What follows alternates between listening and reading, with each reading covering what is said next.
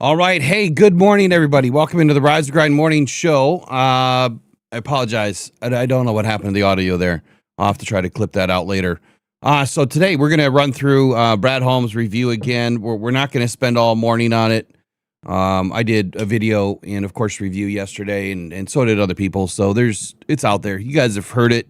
We'll speak on a few things, but not going to spend forever. Mike McDaniel might be the hottest name for the Lions fan base. I'm not so sure that he's the hottest name for the Detroit Lions. And I know that might sound nuts, and I'm sure a lot of you are going to disagree with me, but I just released my article. Even though I paint him in a good light, there's some concerns that I have with McDaniel and in his inability in a couple of areas. Also released yesterday, Josh Grizzard. He is also another option with limited scope as far as experience. And then we still have David Blau, which fits all those dynamics as well. So we'll get into a couple of those guys. We'll talk about Brad Holmes, Grizzard, McDaniel, and then, of course, we'll do a little pick-em playoff action Eric has for us today, and all pro options that are going to be released, I believe, by tomorrow at some point that Eric was mentioning. So we'll kind of go through all that. I'll be right back here in 17 seconds. Pressured by Hutchinson, he goes down again.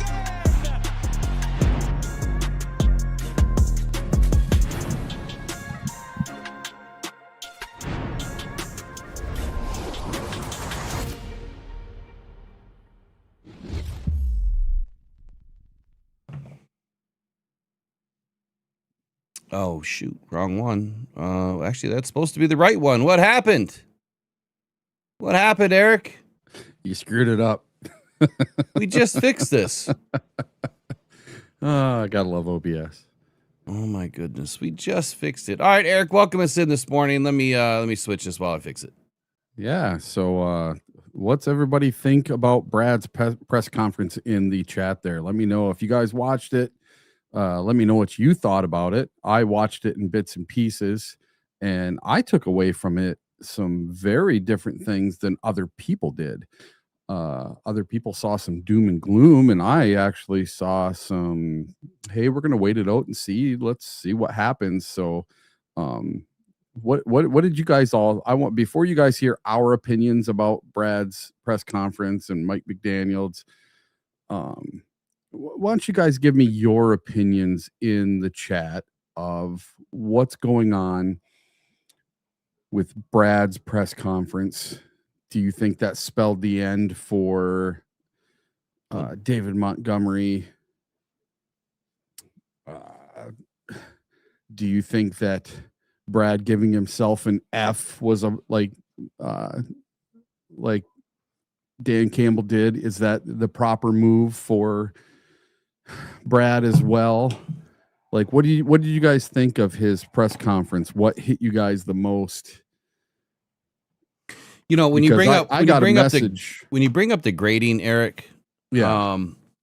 you know, I think he and Dan Campbell are both spot on with their grading, because if you try to say any season is a if I could blend all the words together, if any season is a success, Yes. it would have to be 1, make the playoffs, 2, win a Super Bowl. So I think that there's 3 levels to this. There's failure, there's not good enough, and then there's damn, we were right there. The damn, we were right there was kind of our 23 season when we had our opportunity to go to the Super Bowl and blew it. And then the last, couple of seasons was not good enough because we were in the playoffs, didn't do enough. And then any season you don't make the playoffs, it's a failure. And so I agree with Dan and Brad where it was not good enough. They didn't do enough, and they failed because, we had a winning season, but that's not what they expect. And so when they do that, that should register with you right away to say, okay, these guys aren't just playing, to get in the postseason, right? They're playing for keeps. Like they really want to bring this Lombardi into Detroit, and that's their only focus. And so if you're only focused on one season and one season only, and you're going to throw it all away for one shot, Look, I'm sorry. Eminem's song is wrong, right? If you only have one shot, no. You got to have shot after shot after shot to win a Super Bowl. There isn't any guarantee that you could go all in for anything and win a Super Bowl. We've seen teams do it year and year and year and year in and year out. The teams do this and they fail every time. Green Bay has to win a Super Bowl this year as the 7th seed, and something that's never been done before. They have to rack off 4 wins in a row for this season to be a success for the Green Bay Packers, because they went all in. They went and got Micah Parsons. They went super all in. They got rid of one of their best players. They got rid of 2 of their first-round draft picks, and they got rid of all this salary. They spent all the salary. Yeah, they got rid of all the salary cap. Yeah, and I was looking at something the other day. I'm gonna find it real quick from Spotrac, and they are in the hole next year. I wouldn't be surprised. We are too right now. Well, we didn't look too bad. We're -5 right now, -5 mil. Well, this was a thing in Spotrac. It was here. I got signed out of my email.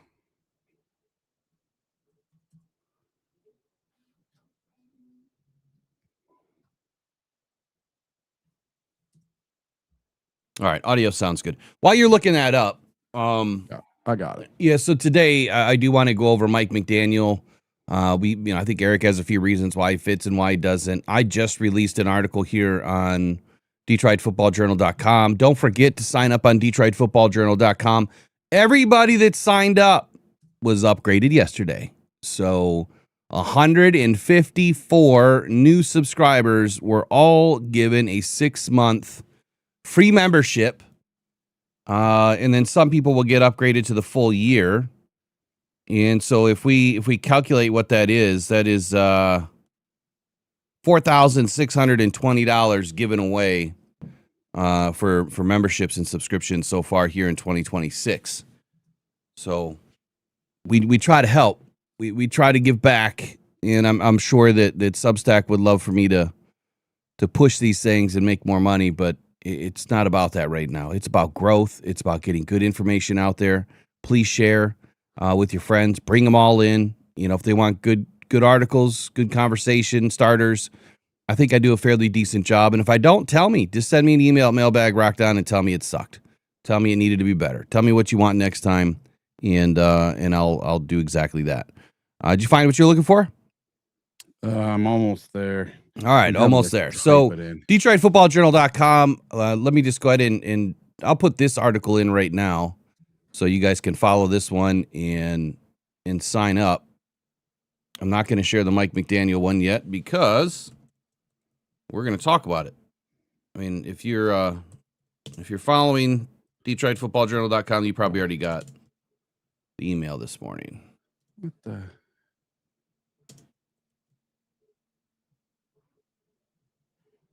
What you looking for? All right. So what I was looking for, this is on Spotrac. It's the NFL team salary cap tracker on Spotrac for the 2026 season. Coming in at number 1 is the Tennessee Titans. They're going to have $209 million total cap, it says. They're going to have 113 in cap space. So I think they're leading it. But what I was looking at was the teams that are in the negative. Right now it shows Detroit at 21 with 13.4 million in the plus, not in the negative. So this must be with the money that was rolled over from the season, etc. But it hasn't been rolled over yet. That's the weird thing. Well, maybe these are estimated then. But Green Bay comes in at 27, and they are the first team in the negative. They are at negative 4.7 million, and then Minnesota is at negative 30 million. So that not only means that Minnesota has some big things to do, they are going to be cutting some players. So Minnesota and Green Bay, they're kind of in some cap hell to start the season in 2026. Yeah, this is what you're looking at. This is estimated. It says right up top. It says a real-time look at the 26 salary cap totals for each NFL team. It includes the estimated cap space. So if you go to 25, we have 20.3-ish million. And here in 26, to what you were saying, we are down at number 21 with 13.461 million. So the difference between those numbers is roughly 6.5, little over 6.5 million, which would be very close to what we ended with, or what we started with this year as far as negative. What it doesn't include, though, is I can't roll to the right. I need to roll to the right. What it doesn't include is the rest of the dead cap hits and everything else that we're going to have. It does show a dead cap hit of 4.358 million, but there will be more. There's always going to be more, especially when you start moving off of, some of the guys that you potentially might not bring back, like let's say Graham Glasgow or Taylor Decker or whomever, right? Yeah. Then that number will get inflated. But continue on. Go ahead. Yeah, but I just thought this was a starting point, for fans that want to go all in. Had the Lions done what the Packers did and went all in, got some player for 2 first-round draft picks and 50 million, and we sent off our best player on the defensive line, Aleem McNeil. He's gone. Aleem is gone. And you bring in, I don't know, not Myles Garrett, but someone comparable to Micah Parsons, and it doesn't work. We'll just say you bring in Micah Parsons. I mean, to keep it fair. Let's say you bring in Micah Parsons and he gets hurt and it changes nothing. We still go 9-8. Okay, he went all in. Do you still give him an A? Is Brad still a genius then? No, I mean that's the way I look at it. That would be an utter collapse, and then everyone will be jumping on his back to get the hell out of Detroit. The Packers made the playoffs at 9-7-1. They have the same amount of wins as the Lions, and you want to know what's going on with the Packers right now? Their coach might be on the hot seat. Oh, their GM might be on the hot seat. They're talking about it in Packerland. It's not me talking about it. It's the beat writers and etc. in Green Bay talking about it, and fans are very, very frustrated with LaFleur right now. And if we were to go all in, imagine the pressure that would put on our coach and our GM. I think that would be the wrong move. And they've said from the beginning they want to draft and build and pay their own. They don't want to bring in high-priced free agents. So to everybody that wanted Brad to go all in, I don't go with that. I think it would have been a mistake. Yeah.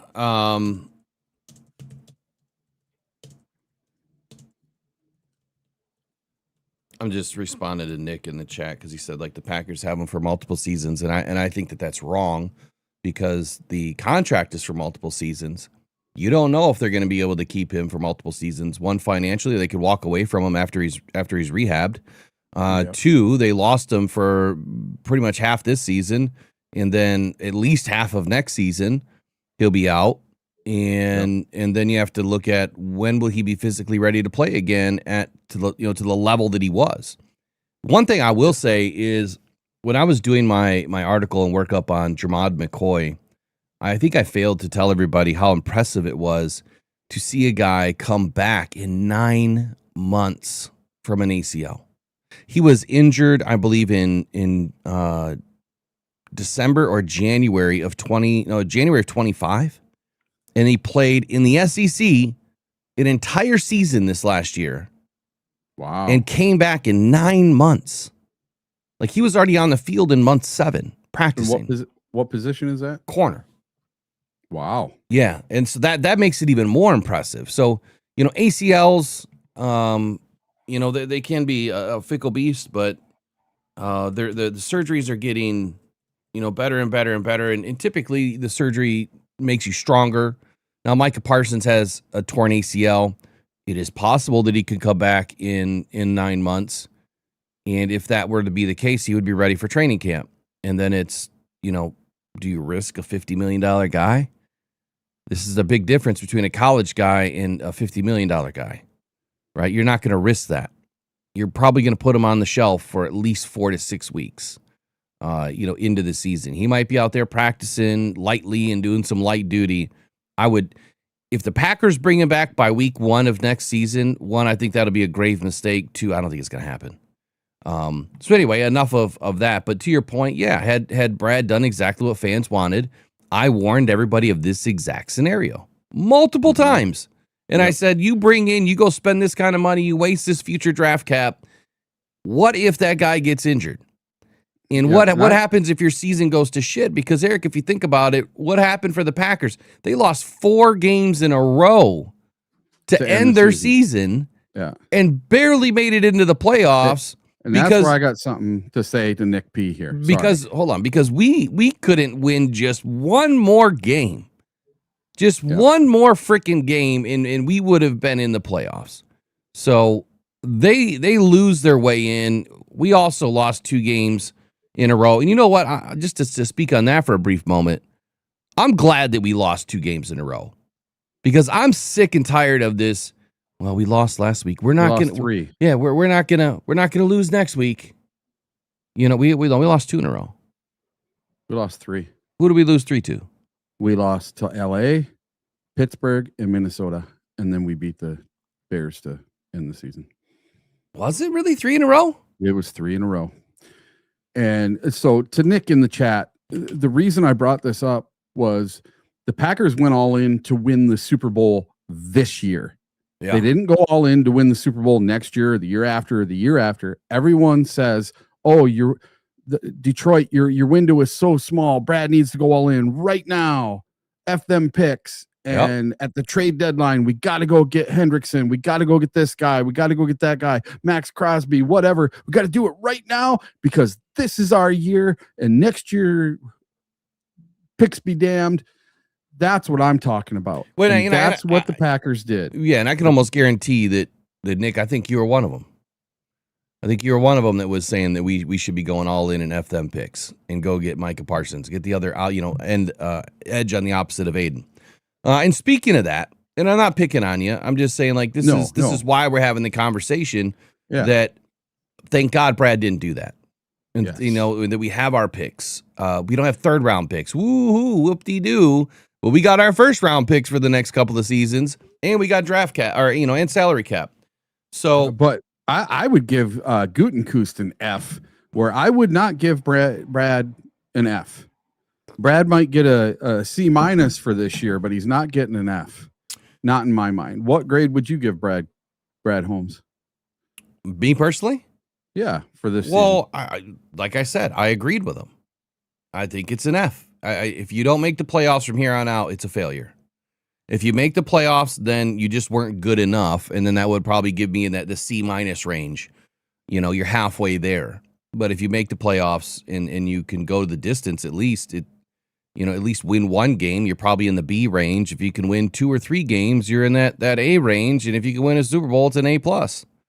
But you have to get into the playoffs first. It wasn't good enough, but again, it was a season marked by a lot of injury.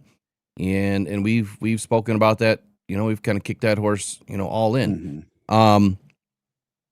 So where I was going to go next was, there is no such thing as a window. There really isn't. There's no such thing as a window. It doesn't exist. The only window that I think that you can place on a team is if you have older players, and we have a very young team. Maybe not by quote unquote league standards. I think we're probably in the middle of the pack right now. But if Glasgow's gone and Decker's gone, we are instantly probably a top 7 youngest team in the league. We have a young core that, some of them are hitting their prime. Maybe a few of them are in their prime now for a year. So we're very young from that standpoint. I don't believe in a window, period, because you can win any year. You could go off and do whatever The Rams, did they ever have an identified window? Probably not. They brought in Stafford. They made a couple of moves. They won a Super Bowl. It can happen to any team. Now, this could be a window for them this year, though, because Matt Stafford almost didn't play this year. Mm-hmm. He was having to do a hyperbaric chamber at training camp every day just to be able to get out on the field because he had back problems. And somehow he's pulled out a 45 touchdown season out of his ass. I don't know how he did it. I didn't even think he was going to play this year. You see, the team changes every year, right? You hear the players in their exit interviews like, this is not going to be the same team it was this year. It's a brand new team, even though it's the same coach, it's the same scheme, it's the same GM. Yeah, you have a couple of parts and pieces that are moving around, offensive coordinator. You're going to bring in 20% probably new players, and that means it's a different team. So I don't know how you can have an effective window when everything changes from a team standpoint every year. Every year. You're doing different things every year. So I don't believe in a perceived window. I think that you have to look at the guys on the roster and say, do we have the experience? Because if you don't have the experience, I don't think you're going to make it. When's the last time a team with mostly rookies went and won a Super Bowl? One, it can't really happen because you can have 7, 12 at max, rookies on a season. Yeah. Unless you have a bunch of UDFAs. But, when have you had a majority of your rookie starters on a roster that go and win a Super Bowl? It's not likely to happen. You need experienced players that have been in the league a couple of seasons that know what they're doing and are ready, to take it that next level. To that end, though, speaking about Micah Parsons and what Brad Holmes mentioned during the press conference yesterday was, he's not going to ignore any position. And I think there's been a little fallout on the internet about what Brad said about the edge position, that it's going to be a focus this year, that he mentioned the exact term other side of Aiden, but he also made sure to mention we don't ignore positions, right? Every position is going to be looked at. They'll bring in competition everywhere. Don't expect that. I'm sure people are going to run with that sentence, and they're going to think that, we're getting a first-round edge or we're getting Max Crosby. Yeah, if you go and listen to it a few more times, what he's telling you is we're not going to ignore it. Yeah, Davenport, AQM are free agents, so we have to do something about that position, right? Like we do every year. There's no guarantee that AQM comes back. There's no guarantee that Davenport is gone. But what there is a guarantee at is that Brad Holmes is going to do something on the edge position to make sure that we have depth and that we have a quality starter over there. But I don't think that the answer is, again, it's not going to be Max Crosby, Trey Hendrickson, Myles Garrett. It's not going to be any of those guys. Jalen Phillips, any Bosa, any Watt. It's not. It's not going to be those guys. If you're lucky, we might get an AJ Epinesa. Still. Like, he's still high on my priority list. That guy plays a high-quality edge position that can set up a good edge and shut down the run. That's who we need. But more importantly, it's finding that next guy in the draft that's young. That's what roster roulette was built for, was to identify your core needs when you need them and what makes sense for the team. So this year would make more sense to grab an edge in the first round or second round or an early high-profile edge player, simply because that's what my model is predicted to tell me this year. An edge player early to keep salary low, to keep talent and ability high, and settle that other side for the next 4 to 5 seasons, at least, right, under one contract. So we'll see. And you know what? As we get through free agency and more players become available, that's when the picture will get a little bit brighter. So enough on that subject. Is there anything specifically that you wanted to talk about with Brad Holmes? Otherwise, I'll bring up my notes from yesterday. Well, how about this? As soon as his press conference got done, well, even before his press conference got done, I got a message from one of our members asking me about David Montgomery. Yeah. And how he thought that the way Brad was talking and the way his facial movement was and the way his body movement was, that David Montgomery's gone. Yeah, people are trying to trying to be like Mike, right? Trying to be the psychological evaluator with the facial recognition and trying to see what, you know, their facial movements mean. It's tough to do.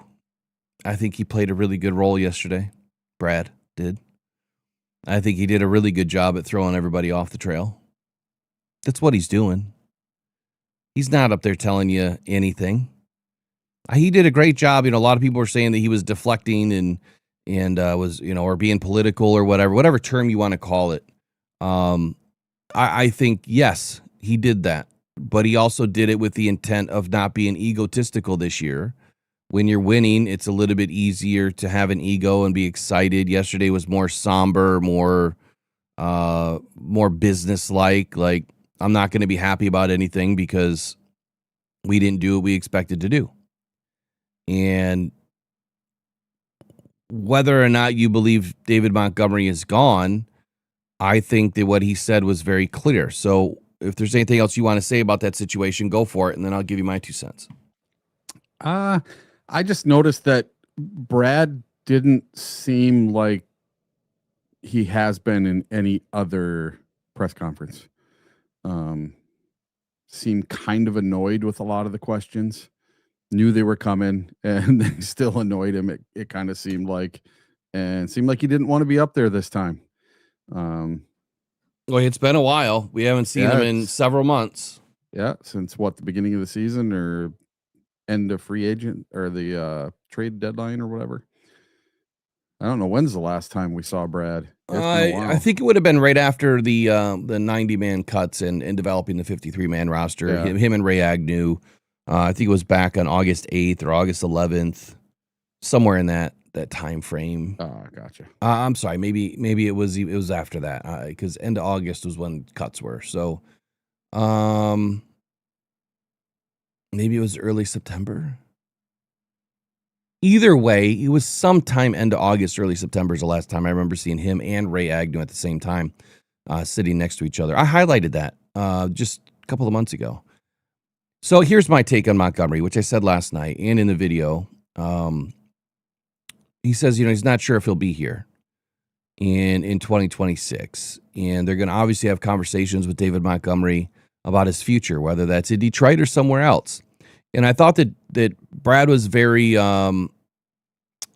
passionate, compassionate, maybe is a better word, for David's future, for his ability to play. And, you know, he did say that the lack of touches was not by design. It wasn't intentional. And that, you know, David is an extremely good football player. Obviously, you know, he deserves to play. And maybe that is somewhere else. If David wants to go somewhere and he feels like, you know, go ahead and trade me, they'll figure out the best plan for David Montgomery. I love how Brad and Dan do this part of business. It's not like they're just sending these guys off to die, you know, with a team that they don't belong on, a team that they shouldn't be with. I honestly feel, and I don't know this for a fact, I know this from their action, I feel that they try to put these guys on the best team possible for them that also does not hurt the Lions. But I also believe the Lions don't give a shit. Like, you still got to beat us. And whether you play for the Packers, the Vikings, or the Bears next year, David, you still got to beat us. I don't think that they would ever trade him interdivisionally. I feel like it's always a bad idea. But players like Hawkinson was traded interdivisionally, and that never worked out for Minnesota. He never worked out. So I would say this. I think he feels, you know, that he wants the best for David no matter if it's here or elsewhere. And feels that David should have more touches than he did this year. But I think that Brad maybe didn't understand something. The number of touches actually went up for David Montgomery this year. His percentage of offense went up. Now, touch-wise, I don't know how many attempts he had in 26 versus 25, but I know that he was on the field more than he was in 25. I do know that. So the opportunity was there, and maybe he got checked out of the play. And I feel like that was more of a Johnny Morton effed it all up and didn't prioritize David Montgomery and didn't prioritize Jameson Williams until it was too late. So maybe David will say, you know what? I get it. The offense was a mess because of the coordinator situation. I'll be back next year, and we'll figure it out, depending on who we bring in. And I will tell you this. I'll give you one tidbit on Mike McDaniel. He is not the guy, compared to some of the others, that is going to dial up a David Montgomery offense. He's not it. He's just not it. And I'll explain why when we get into Mike Daniels. Anything else or Mike McDaniel? Anything else you want to add to that? I kind of wanted to get a feel for where everybody sits. So in the chat, you guys let me know, is David Montgomery going to be here next year, or is he going to be somewhere else? Do the Lions trade David Montgomery in the offseason? Love to know what we could get for him if we do. And then if we do, who's going to be Jahmyr Gibbs Knuckles? Who's going to be Knuckles? Who's going to be that other back? Are we going to use another shifty back? Are we going to get another big back? Are we going to have to draft someone, or are we going to pull in a free agent of our own? And, everybody's talking already like David Montgomery's already gone.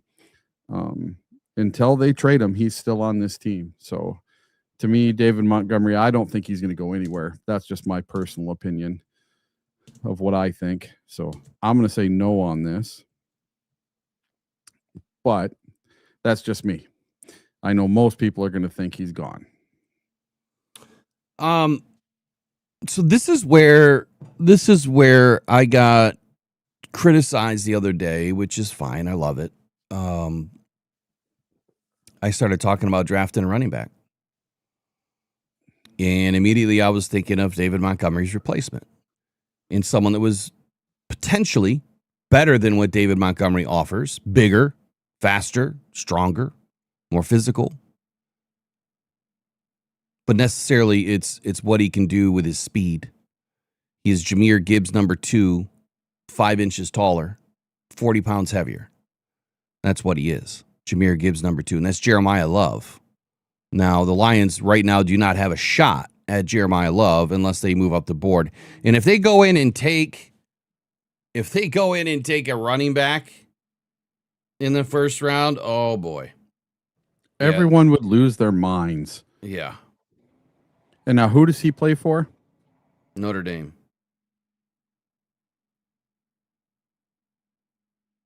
Notre Dame. Now, we have to remember as football fans that all these players, every single player on this team eventually is going to get replaced. It's going to happen whether the player wants it or the player doesn't want it. Eventually one day you're just not going to be able to play anymore, whether it's your choice or the team's choice. So we can't hold on to these players forever. Every player is not going to retire a Lion. I get that. But I just see, for what we signed David for, his 2-year extension starts this year. So this is his extension now, this year and next year, for 25 and 26. Or I mean 26 and 27. Sorry, my years are all messed up. And I don't know. Is somebody going to want him for a 2-year contract? And where would be a good fit for him to go? Oh, Sorry, we got 26. We got 26 votes so far, and no is leading the way at 62%. So no, meaning for the poll, yeah, people don't think he's going to be gone. We'll let that ride for a little bit. Yeah. I'm surprised. I thought I was going to be the only one to vote no, that he won't be gone. And I'm just talking from fan guy here. I just don't see him leaving. I think his contract is very manageable. Good player. Not a whole lot of wear and tear on those tires this year. So. Yeah, sorry, just one sec here. I think he has a lot left in the tank. Yeah, I think he does too. But I think you have to be smart. And I'll go back to what I said about Kirby Joseph. If there are teams that are interested in David Montgomery, and if someone is willing to give you a 3rd round pick, which I think would be way too high, I think you have to do it. You get rid of $8 million in salary this year and next year, and you get a 3rd round pick back. I think that is the smartest thing you can do. Again, a lot of fans in this chat, a lot of fans around the world that are would not like me as a GM. You wouldn't. You would hate me because I would think team first, not player first. It's always team first. And I as much as I would love the players, right, have relationships with the players, from day one, I would set expectations and let these guys know, listen, there's going to come a time that you're not going to like my decisions. Just know, I love you, wish you the best, but I have to put the team first. And last year, Kirby would have been gone. Why? Ether was high. We're going to talk about Kirby right now, too. Ether was high. You could have got a 1st round pick, at least a 2nd, and multiple picks for Kirby Joseph trade. At least a 2nd and a 4th, 1st and a 4th, somewhere in that range. I would have done it in a heartbeat. As much as, and the reason why, look, we didn't have him all year. He didn't help us. But for a few games, and even in those few games, he was not fully healthy. And we don't know what it's going to be like in 26 for him. And according to Brad, didn't give a lot of information yesterday. But what he did say is that now Kirby will have some opportunity to get fully healthy and not feel rushed. Now, they did ask the question, but they think they failed to ask a full question. The question was asked, did you have the right information on Kirby to know if he had a knee injury prior to signing the contract? And Brad's answer was between the exit physicals and the other physicals and things that they had done, which really was just the exit physical, I think. He didn't mention anything else. But whatever they did between the time that season ended and the time that contract was done, he felt that he had enough information to go on to sign him up, and that it just popped up. That is where I'm calling BS on Brad Holmes. A knee that doesn't have cartilage doesn't just pop up. That would have been a knee without cartilage last year. You would have, if you did an MRI with contrast, you would have been able to see that it was either bone on bone or limited spacing, or that the cartilage was torn, something. Now, I will say this. When I had surgery on my right hip, the orthopedic came out after surgery and said, man, I had no idea that your cartilage was ripped away from the bone prior to any of the imaging studies. So while we were in there, we had to put in some dissolving anchors in that, and they anchored the cartilage back. And it didn't work, obviously. Didn't work.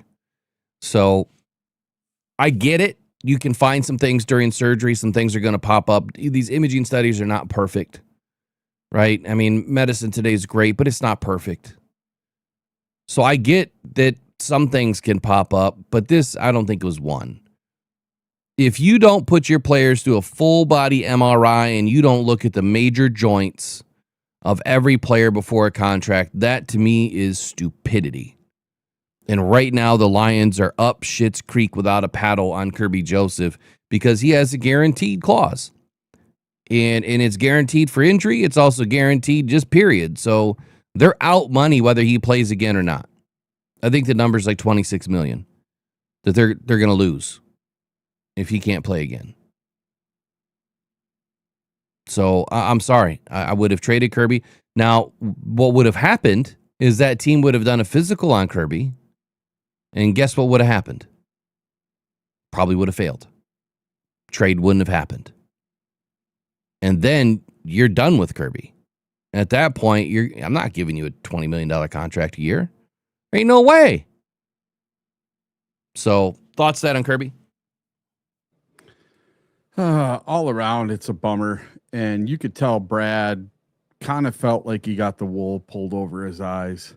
He didn't have all the information, and you could tell that he was very frustrated with that whole situation of him trying to come back and not putting him on IR and thinking that he was going to come back, and then he has a setback, and then he thinks he's coming back, and then he has another setback. And you could tell Brad was kind of frustrated with that whole situation. And I think Dan was too, whether that was a pain management thing or him just not staying off of it thing or him coming back in the game when he was hurt thing against Kansas City. I don't know. But even you and I noticed something at training camp was off with Kirby Joseph, and he was wearing a knee brace and yada, yada. So I think this is something that popped up very early in training camp, and they probably would have been best to just shut him down for the year in training camp. All right, we just had someone try to call. I'm not taking calls at the moment because we have a lot to get through. So do me a favor. I'm going to send you a text. Well, let me know who it is so I can lock it in with a name. And believe it or not, we do get some spam. So I want to make sure that it's not a spam call. So make sure you text us back with your name, and we'll get you locked in. I swear those spammers have every number in the world. I bought this thing called Haya, and now the calls go through, but my phone doesn't ring. It doesn't tell me anything. I can just look at the list later and I can see how many spam calls I got through today. And I'm going to guess anywhere between 15 and 40 a day. And having that app is so nice that I don't have to answer my phone every 20 minutes all day long. Yeah, I just block them. But this wasn't a spam. We know who it is now. So the funny one is I got one the other day. And the dude here, you know what? I think I had the voicemail. You got to hear this. This is funny as shit. Oh, it's hilarious. I gotta make sure I play the right one. I've blocked thousands of phone numbers. It's gotten so bad, I do not answer my phone unless it is a known number to me, no matter what. All right, check this out. If you guys get a call like this is all spam. Hey, this is David from the Business Verification Center. We're having an urgent issue with the keywords on your Google business listing and would like to get this fixed before the end of the day so it doesn't disrupt services. So please call us today at your earliest convenience, 866-659-5205. That's 866-659-5205. Our office closes at 5 p.m. Eastern Standard Time today, so please call us back before then. But again, we're having an urgent issue with the keywords on your Google business listing and would like to get this fixed before the end of the day so it doesn't disrupt services. So please call us as soon as you can. 866-659. So number one. Why would a keyword? Yeah, so number one, Google will never call you, ever. They will email you if you have a Google business listing. They will email you.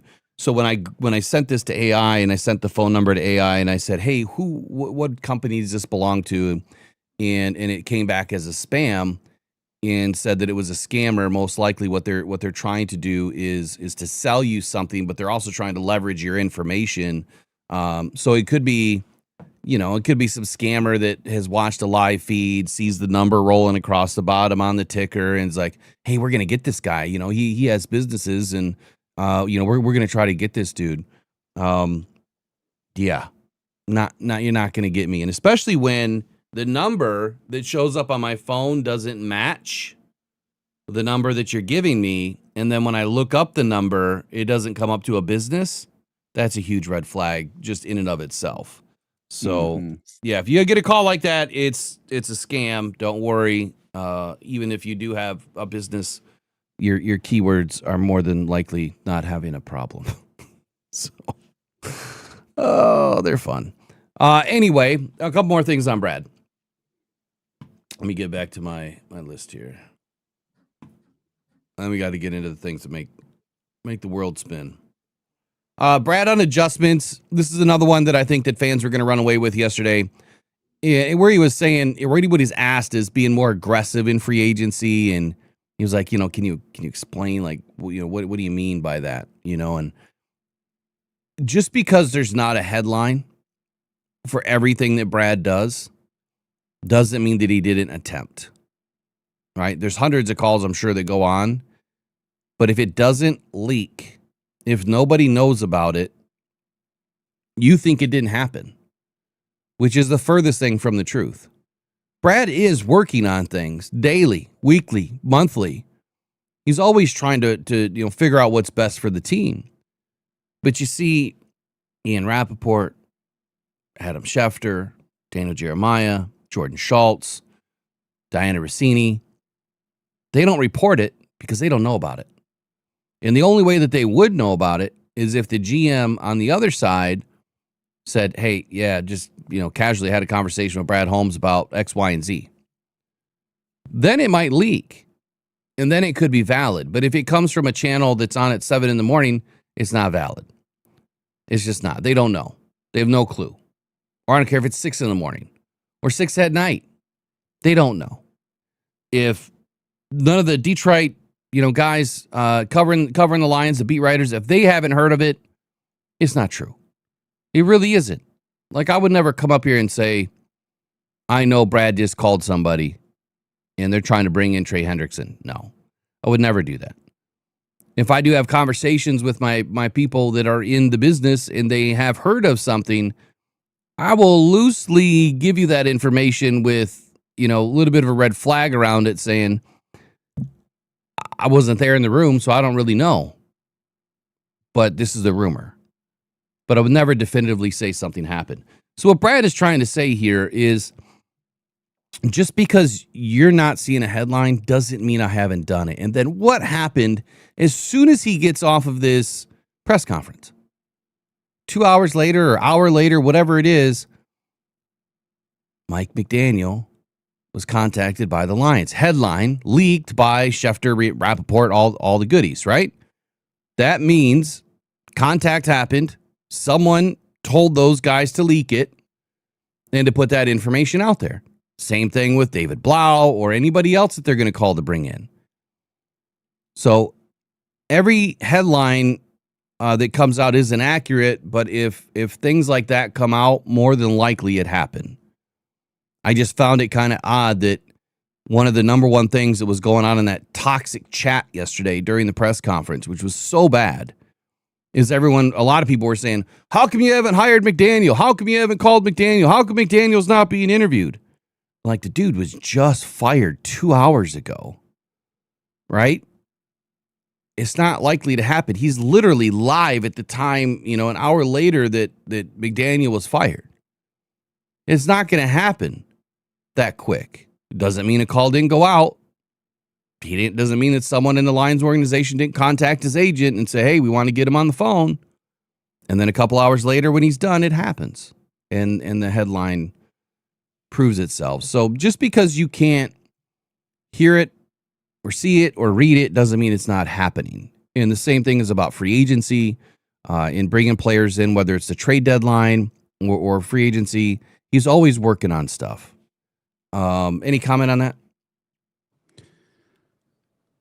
I was talking to you before we started the show today about how toxic that chat was during his press conference. Yeah. 4.8 thousand people watching it. And I saw Brad needs to be fired. Dan needs to be fired. All this ridiculous stuff. And people were putting stuff in the chat thinking that Brad could actually read it.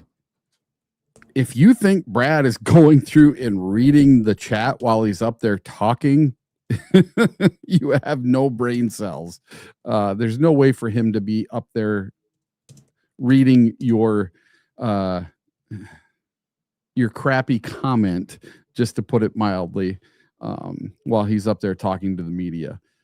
They don't have a screen up there where he gets to see the chat for his video.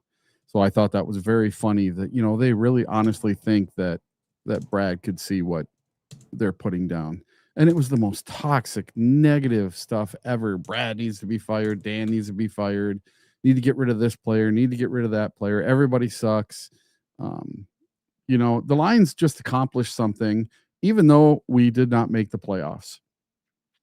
We had the same amount of wins as everyone else in the division other than the Bears.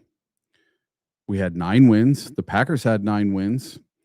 And the Packers, the only reason they went to the playoffs is they had that tie.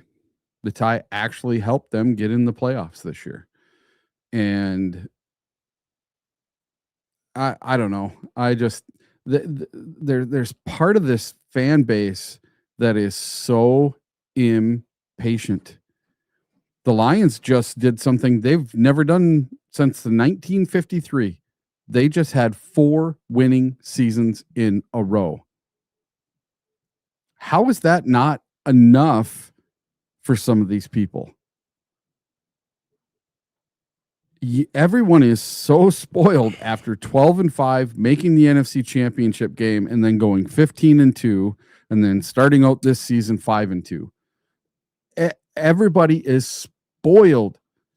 Spoiled, because I remember 30 years of, if we were 9-8, I would have been jumping up and down for joy, because that would have been our best record for the last 10 years. I remember going years and years and years without playoffs or anything else. So I don't know if it's all new fans or just these toxic keyboard warriors, but man, that chat was unruly yesterday.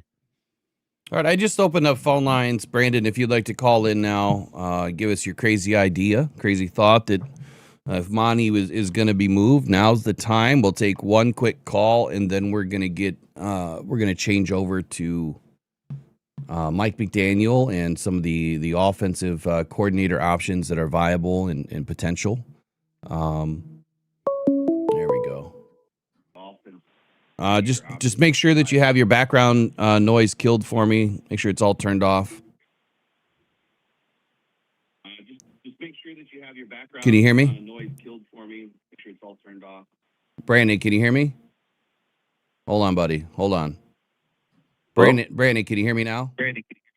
Yes, sir. How are we doing? Doing good. Just make sure you have all the background noise turned off, please. Yeah. Yep. Gotcha. All right. Turn YouTube down. There we go. Let me just make a quick adjustment. Something changed on my end. Go ahead, man. What's on your mind this morning? So going back to the Montgomery thought, it is a tough scenario when you think if Gibbs goes down, then we're really stuck. I think that the best way to go about if we were to move Montgomery is not in terms of a higher draft pick. It's a premium secondary. My crazy thought is, I know that the Chiefs were talking about Trent McDuffie being a potential trade candidate for this offseason. Hold on, Brandon. You said in terms of losing Monty, it's not replacing Monty with a high draft pick. It's going to the secondary? The reason I'm saying that is because I don't necessarily believe that we're going to utilize that draft pick to go get his replacement. I got you. Okay, I'm following you now. Go ahead. So I'm saying if we were to move him, I think the best way to do it is, I mean, unless you're doing it like something where it's like to the Jets, like a Breece Hall and like a 6th round pick or something like that, or however that will go, where you're getting a good replacement that wants to be gone, adding another pick to the arsenal that you could potentially use to trade up somewhere else. But I don't think it'd be a crazy move to go for a defensive back that is already proven, that doesn't have a crazy contract. I think McDuffie, I looked up earlier, it's like 4 years, like 14 or something like that. So you're saving more cap space, but you're also now fulfilling a big need that seems to be kind of with us. And then that also opens up the space to be a little more open to moving Kirby or someone back there to try to get more draft capital. I got you. No, I think, yeah. So you're saying essentially if you move Monty, if you were to get rid of Monty it would more likely be via trade with a team that could give us an opportunity to bring in another safety to help with the Kirby situation. Or just an already proven player, I guess. Okay. Probably more in the defensive back space, because I don't see a world that we're keeping Branch and Kirby. It just wouldn't make sense knowing that we're going to have to pay Gibbs, Laporta, and Hutch. I mean, obviously we paid Hutch, but Jack Campbell's going to be coming up. I mean, we got so many people that we're going to have to start putting money towards. If you can try to get out ahead of that, I think that's maybe the best way to do it. And that's also knowing the Chiefs are heavily in the market. I know they were talking about they're looking for Jeremiah Love, especially where they're sitting draft pick wise. They're probably going to, with the Raiders taking him out. They're probably going to take him if they get an opportunity. But I still think with your thought process here, David Montgomery would be a great option there to help the young buck, and be a mentor. But so let me walk this out a little bit further. So if we were to bring in, somebody like a McDuffie or whatever, are we getting rid of Branch or Kirby? Or neither? It's got to be Kirby. Okay. But maybe to be fair though, that could be just maybe I like Branch better. But I do have some concerns with kind of his hot-headedness. But yeah, I could deal with a couple personal fouls every couple games. Yeah, I could deal with the way that that too. Dude plays. So are you worried about the injury or worried about him being able to play this next season to the level that he's been at? I will say that when Kirby or when Branch is healthy, he is far and away better football player than Kirby is. He may not be the best. 100%. Yeah, he may not be the best rover, with the best speed, in the back end, but he is the best robber. He is the best guy to come up in the box and work the run game. Handle the tight ends, cover the running backs over the middle, and then as well downfield. I think he makes plenty of plays, but I think his utilization as a small linebacker is far and away the best situation for this team. The way that we do utilize him in the defense is kind of in that role, but the Kirby situation is a problem though because of the guarantee. We're going to eat a bunch of money. So I agree. what do you do? I mean, what do you do from that standpoint? Like, if you're screwed, if Kirby really can't play, let's just say he really can't play and his career is done. If he retires, well, then the Lions get a win. Then they don't have to pay him. But I just don't see his agent saying retire. I see his agent say milk it. And if you play 3 games this year, you play 3 games this year. If you play 6 games next year, you play 6 games next year. Either way, the Lions have to pay you. And I hope that doesn't no way happen. he retired. Yeah, you're completely right. Yeah, that'd be the dumbest move in the history of sports to just give that. Yeah, it'll just be, oh, I'm still lingering. Oh yeah, I can play a couple games, but that's also kind of part of the reason is I do kind of have some concern with that. But you never know. I mean, you see players come back from crazy stuff all the time. But that's kind of why I was thinking with if we were to move Monty, which for the record I don't want to. Yeah. That 1-2 punch is just it's impeccable, and it's going to be hard to replace. And you don't want to put yourself in a position where you're trying to find that replacement. And if 1-2 years goes by with cycling maybe a guy or two, trying to take a stab in the draft when you could utilize that pick elsewhere doesn't pay off, then now you're not in a great position. I'd like to keep Monty, but if we do move him, I guess the big question first is, does he want to stay? It seems like he's having a blast here, but also then half the time it seems like he's very upset with his workload. Well, I guess before you head out here, I'm having an audio issue. Let me ask you one quick question here on offensive coordinators. So if you had the choice between Mike McDaniel, David Blau, Josh Grizzard, Kevin Stefanski, Brian Dable, who's your number 1? Who's your number 2?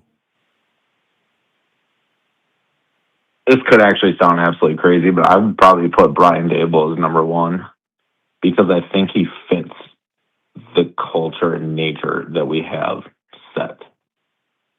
And then I would almost, the number 2 is tough. It would not be McDaniel, even though I do like him. I would probably go towards Stefanski. Okay. All right. What are your guys' thoughts? What were your guys' thoughts? Unless you talked about that already. No, we're gonna get to it here in a minute. I gotta fix my audio. Perfect. I appreciate you calling in, man. Don't be a stranger. Have a good day. Absolutely. Thanks, guys. Yeah. Bye bye. All right, we'll take a few more calls here in a little bit. Not right at the moment. We're gonna hold tight on the calls. I got to get my audio fixed. While I'm doing that, Eric, is there anything on your list today that you want to get out? The only other things I wanted to really talk about today were going through the playoff games. Let's do some pick'ems. Okay. We can save that to the end, yeah. Yeah, and then the AP All Pro is going to be coming out today or tomorrow, and publications like All Gen Stats and USA Today and PFF have put out their All Pro lists already, and I noticed a couple names are coming up on all these All Pro lists. And I was wondering if maybe we could predict a few of the Detroit Lions' first and second team All Pros. Maybe. We'll see how close we get. So I don't know why or what has changed. Something's changed on my back end here with Google calls. Yeah, as soon as you start talking on a call, it dips. Yeah, I apologize. I have tried to fix this thing 6 ways from Sunday. And I don't know what updates they did that have totally screwed me here, but it did. I'll have to dig into it later on today. So when we have calls, I'll do my best with my audio. I don't know, maybe this weekend, Eric, if you have 5 minutes, we can jump in and do a test. Yeah. Because it's only when you're on that I have this problem. So I think it's something on the back end here in the Ninja video. I think that's the problem. And I think I see it right now on Ninja video. Let me change this.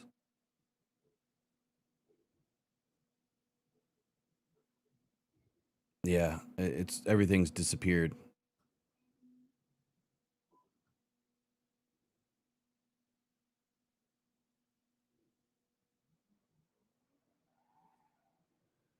Ninja Video upgraded everything, and it's just been a mess. I might have to reach out to him. Ah, there you are. Well, you can hear me now? Yeah. Okay. Your volume went way up all of a sudden. Yeah. One more change here. All right, let's get that one fixed. Yeah, go back to Google Voice, Pro Chat. Check. Yeah, it's not registering on the chat side. I don't see it. I don't see it going up and down, so oh well. We'll figure it out later. All right, let's move on. Be right back here in just a few moments. And we're going to get into offensive coordinator Mike McDaniel, potential offensive coordinator Mike McDaniel coming to Detroit.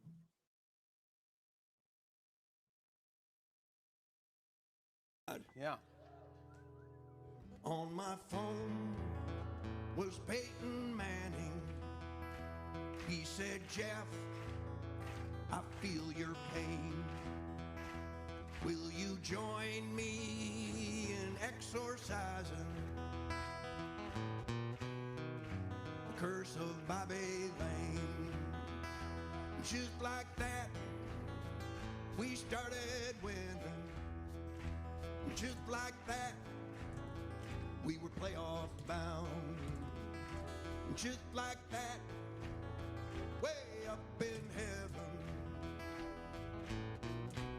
Bobby Lane turned around. Say goodbye, oh, that song. Say goodbye, oh, that pain. Say goodbye to the same old lion and the curse of Bobby Lane. Everybody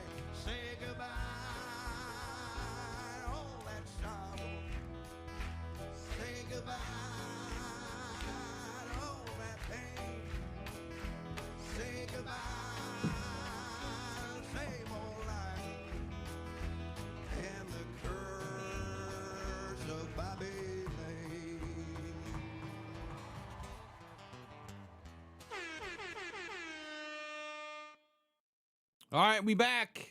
And we're going to get into Mike McDaniel here.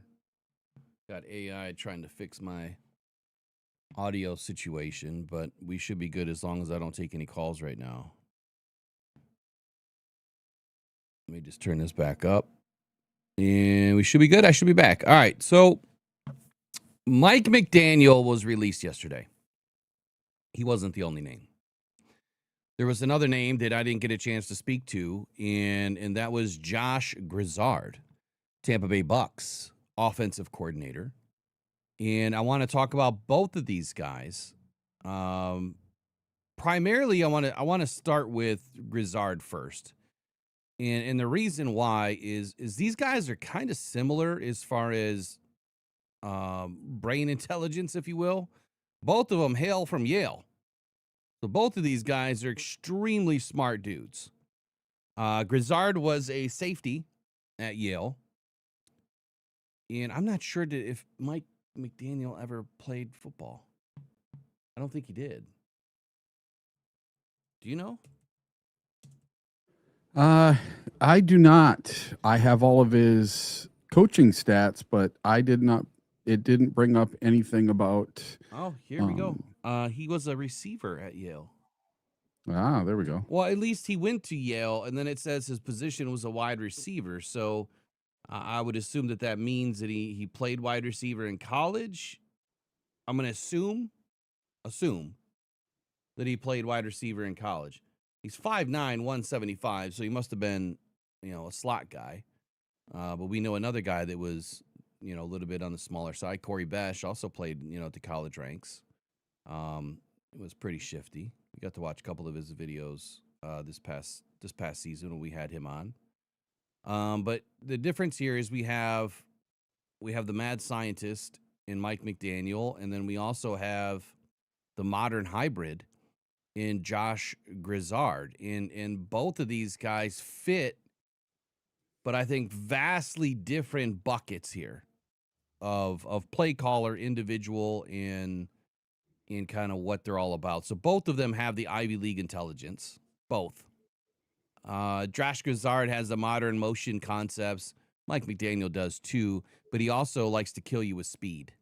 Is what Mike McDaniel loves the most. And then he's also a leverage manipulator versus Grizzard, who also prioritizes speed. So they're not much different, but at the same time, they're vastly different. So let's start with Josh Grizzard.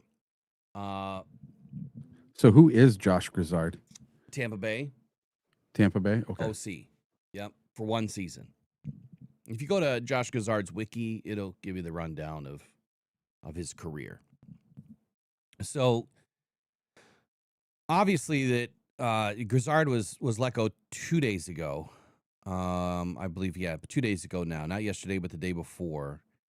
And for a Lions team that is looking to really merge that physical identity with cutting-edge concepts of the modern NFL, I do believe that Grizzard meets that threshold, and I think that he has a very unique schematic blend that few others really possess. So his archetype, again, is that Shannon and McVay Rosetta Stone is what I'm going with here. A lot of the guys that are available right now seem to fit that Shanahan-McVay tree, if you will. Grizzard represents a very rare convergence of the NFL's, probably two most dominant offensive families. McVay, Shanahan. He also spent 2 seasons under Mike McDaniel in Miami. He's immersed himself in the speed-based, motion-heavy Shanahan system. He then also moved to Tampa Bay to work under Liam Cohen. So when you look at all of the different opportunities that he's had, it's Shanahan, McVay, Cohen, McDaniel. He's got it all. So I'm sure his playbook is fun. Let's just leave it at that. It's probably really fun. Now, he eventually succeeded Liam Cohen last season.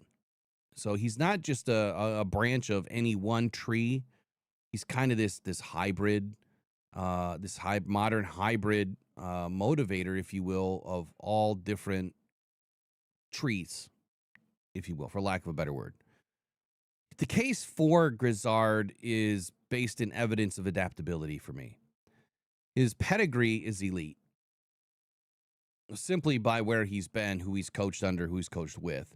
In Miami, he helped construct the historic 2023 offense that led the league in yards and passing. In Tampa in 2024, as a pass game coordinator, he engineered the NFL's best third down offense, which we need.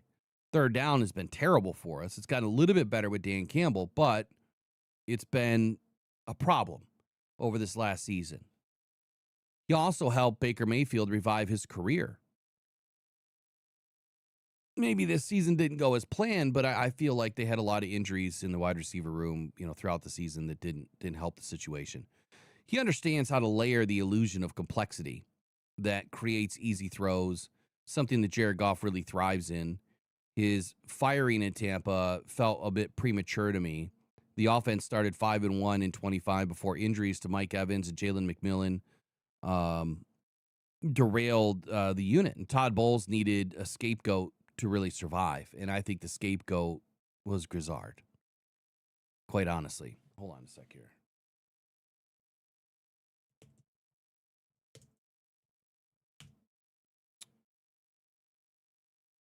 All right. Never mind. All right, there we go. Anyway, what I was saying there is I think that Todd Bowles fired this dude simply to save face and blame somebody. Kind of what you see in, every team around the league is someone is the scapegoat. And I believe it was Grizzard. But Grizzard brings that cerebral edge to this team as well. He's been on the sideline under multiple different coaching opportunities, or multiple different coaches that are some of the best ever, some of the best tacticians ever in the league. In his background as a defensive back at Yale University back in 2008 to 2011 provides him with that unique double agent perspective, if you will. So he learned the offense through the defensive lens, and now he's been operating through the offensive lens to learn the defense. So I think that's a great perspective to have. Obviously, as a former safety, being the quarterback of the defense, he understands the complexity, and also the responsibility for aligning the players in the secondary to diagnose offensive concepts before the snap, but also post-snap. He doesn't just understand offensive routes. He understands exactly why a defensive coordinator calls a specific coverage to stop them. But he's young. He's very young in that role, and he's very young, in the league. The defensive DNA, I think, allows Grizzard to, have a little bit of reverse engineering going on with the game plans. He knows the specific leverage rules that safeties and linebackers are taught to obey, allowing him to design offensive concepts that put both defenders in conflict, and many coaches really see the X's and O's for what they are. Grizzard sees it through the eyes of the player and trying to stop him, honestly. He also has that Ivy League education that both him and McDaniel have. So it implies an elite level of processing, right? That's an implication. I'm not saying that he has it. He's not a former quarterback, but it implies that, he's got a pretty healthy brain. The modern NFL offense really requires a coordinator to synthesize massive amounts of data, down and distance tendencies, personnel matchups, clock management in seconds. I mean, you got to know it right now. And his academic and athletic background at Yale suggests a disciplined, high-speed processor capable of handling the cognitive load that a play caller would need, right? And without the paralysis by analysis that a lot of people suffer from at a lot of different venues in life, but most importantly, on the sideline calling plays. He combines the very raw intelligence of the Ivy League with practicality, the gritty understanding of a defensive back who successfully transitioned to the other side of the ball. So that is your bio background and informational load, if you will, of Grizzard. Now, the argument against him is regression in 2025. The results in 25 were undeniable. The Bucs regressed.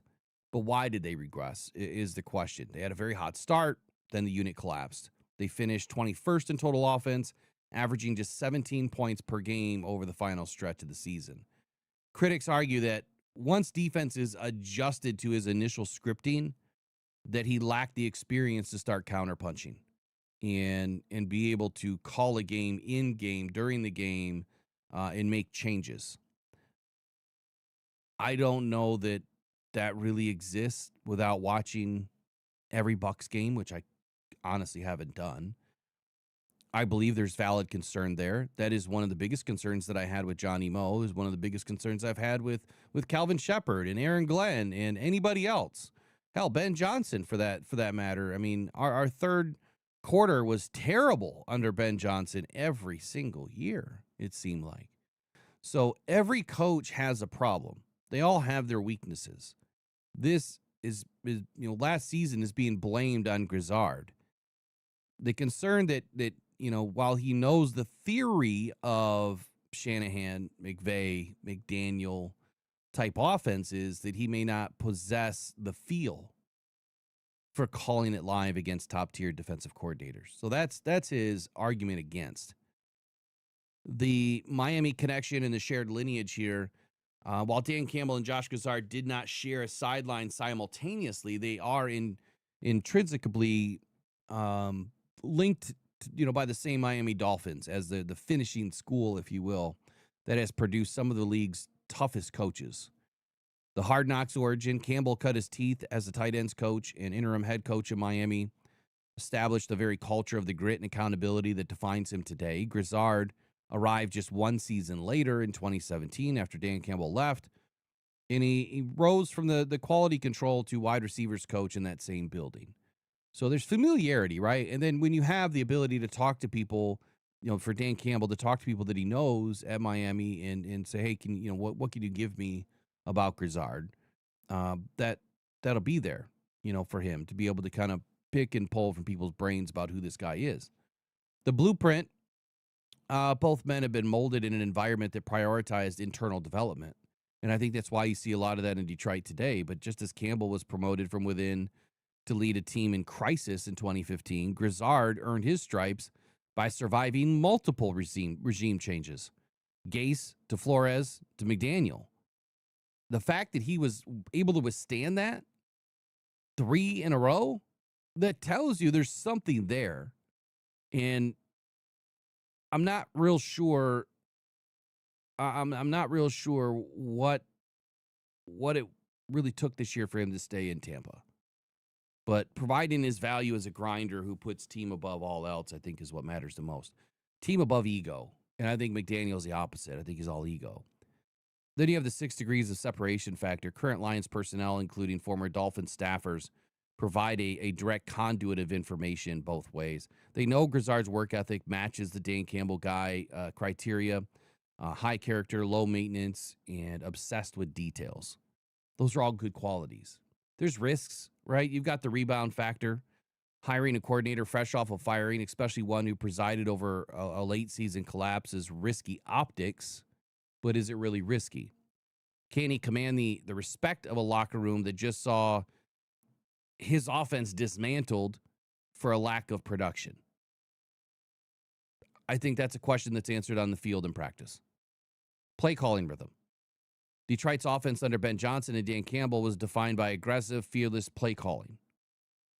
Grizzard, and maybe sometimes reckless.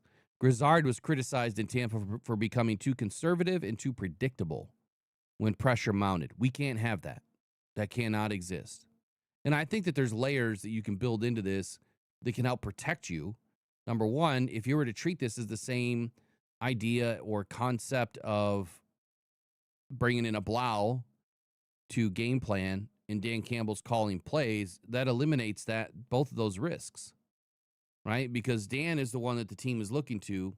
Grizzard is the one that's just doing the game planning throughout the week.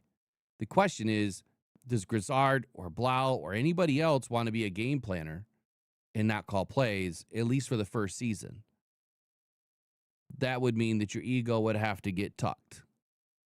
And maybe that's a possibility. I think his strengths are the speed game, third down architecture, quarterback-friendly game plans, having worked with Tua Tagovailoa and Baker Mayfield. He knows how to protect quarterbacks. Now, both of those quarterbacks are not elite physical specimens by any means, but they're elite processors. And for the record, in the comments that I'm sure I will get here, It's what I wrote in my article, and just because of the chat. Both of those other quarterbacks mentioned are faster than Goff. We know that. So they have better legs than Goff did, but you still have to protect these quarterbacks from themselves.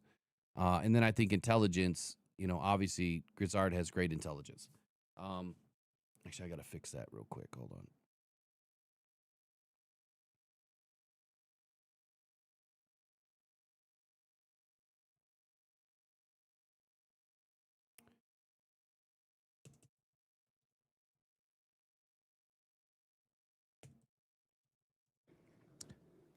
I'll say this. Go ahead. So Grizzard was the OC for the Bucks, correct? Yes. And the Lions played the Bucks in week 7. The Bucks had already had their bye, and they were 5-1 at the time. And Baker Mayfield was the far and away number 1 pick for MVP at the time. Now, I realize that's very early in the season. It's not quite halfway through the season, but that's 7 weeks in, and he was the front runner for MVP. Mm-hmm. After Tampa played Detroit, during that game, they lost Mike Evans. Yes. Mike Evans was the big outlet for Baker Mayfield. That was his number 1 wide receiver. And then Emeka Egbuka got hurt during the game with the Detroit Lions as well. And I had Emeka Egbuka in fantasy football. And for the first 7 weeks, he tore it up. He was doing really well for me. And then after that, not so much. Baker got off to such a hot start, and that whole team did. And then they just fell apart. And you had 11 games after you played Detroit, and it fell apart that bad for you. That tells me that it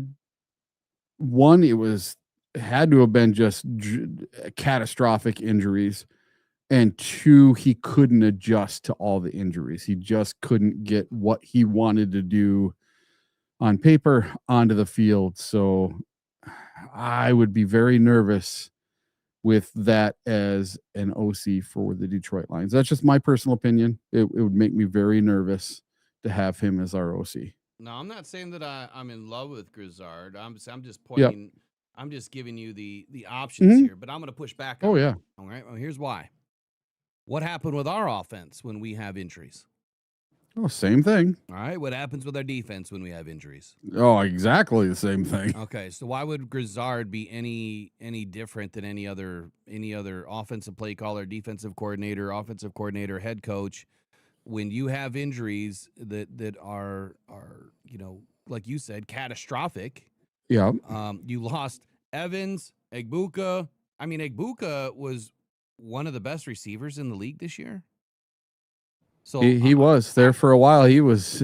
I see he that, was right up there. Right. So yeah. I see that. I mean, that's a direct correlation to offensive play calling and working in his previous job.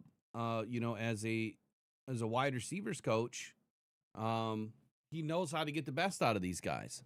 So we have some young wide receivers like Isaac Tesla. We have Jahmyr Gibbs that we're still trying to develop, right? Or the Lions are still trying to develop. So when you have a brain like that knows how to get the best out of these guys in from a passing game situation, I think he presents that. And then he also, where I haven't gotten to yet, he prioritizes speed. That's what he's all about. And so is Mike McDaniel.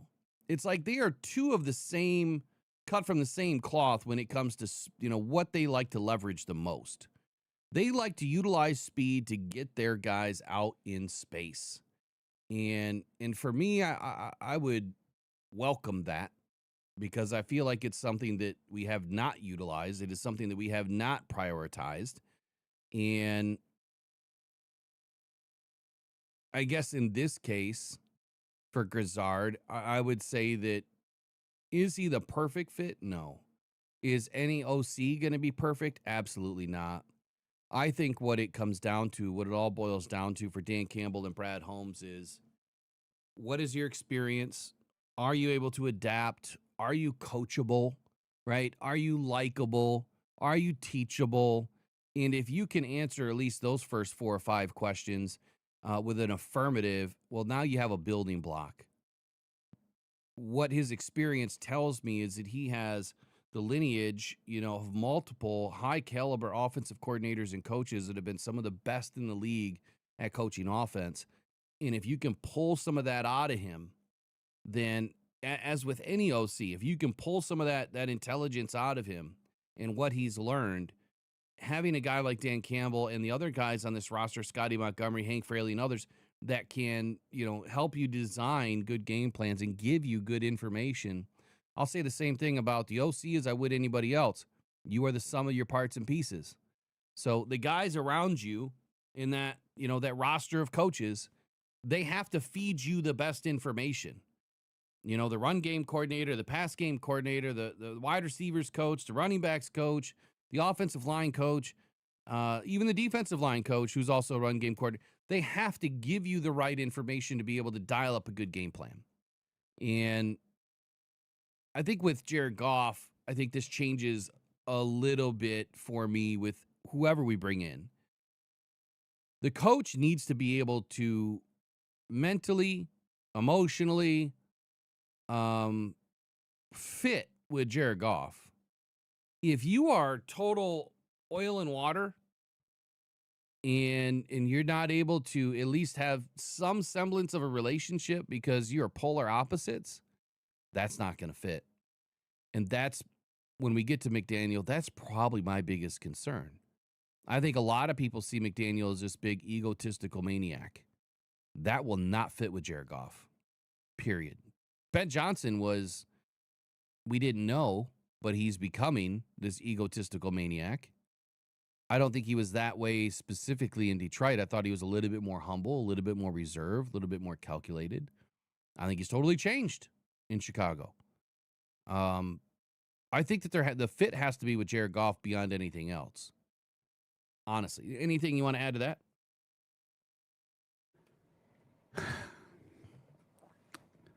I'm torn. I don't know whether. Listen, my personal opinion, I don't know what to have.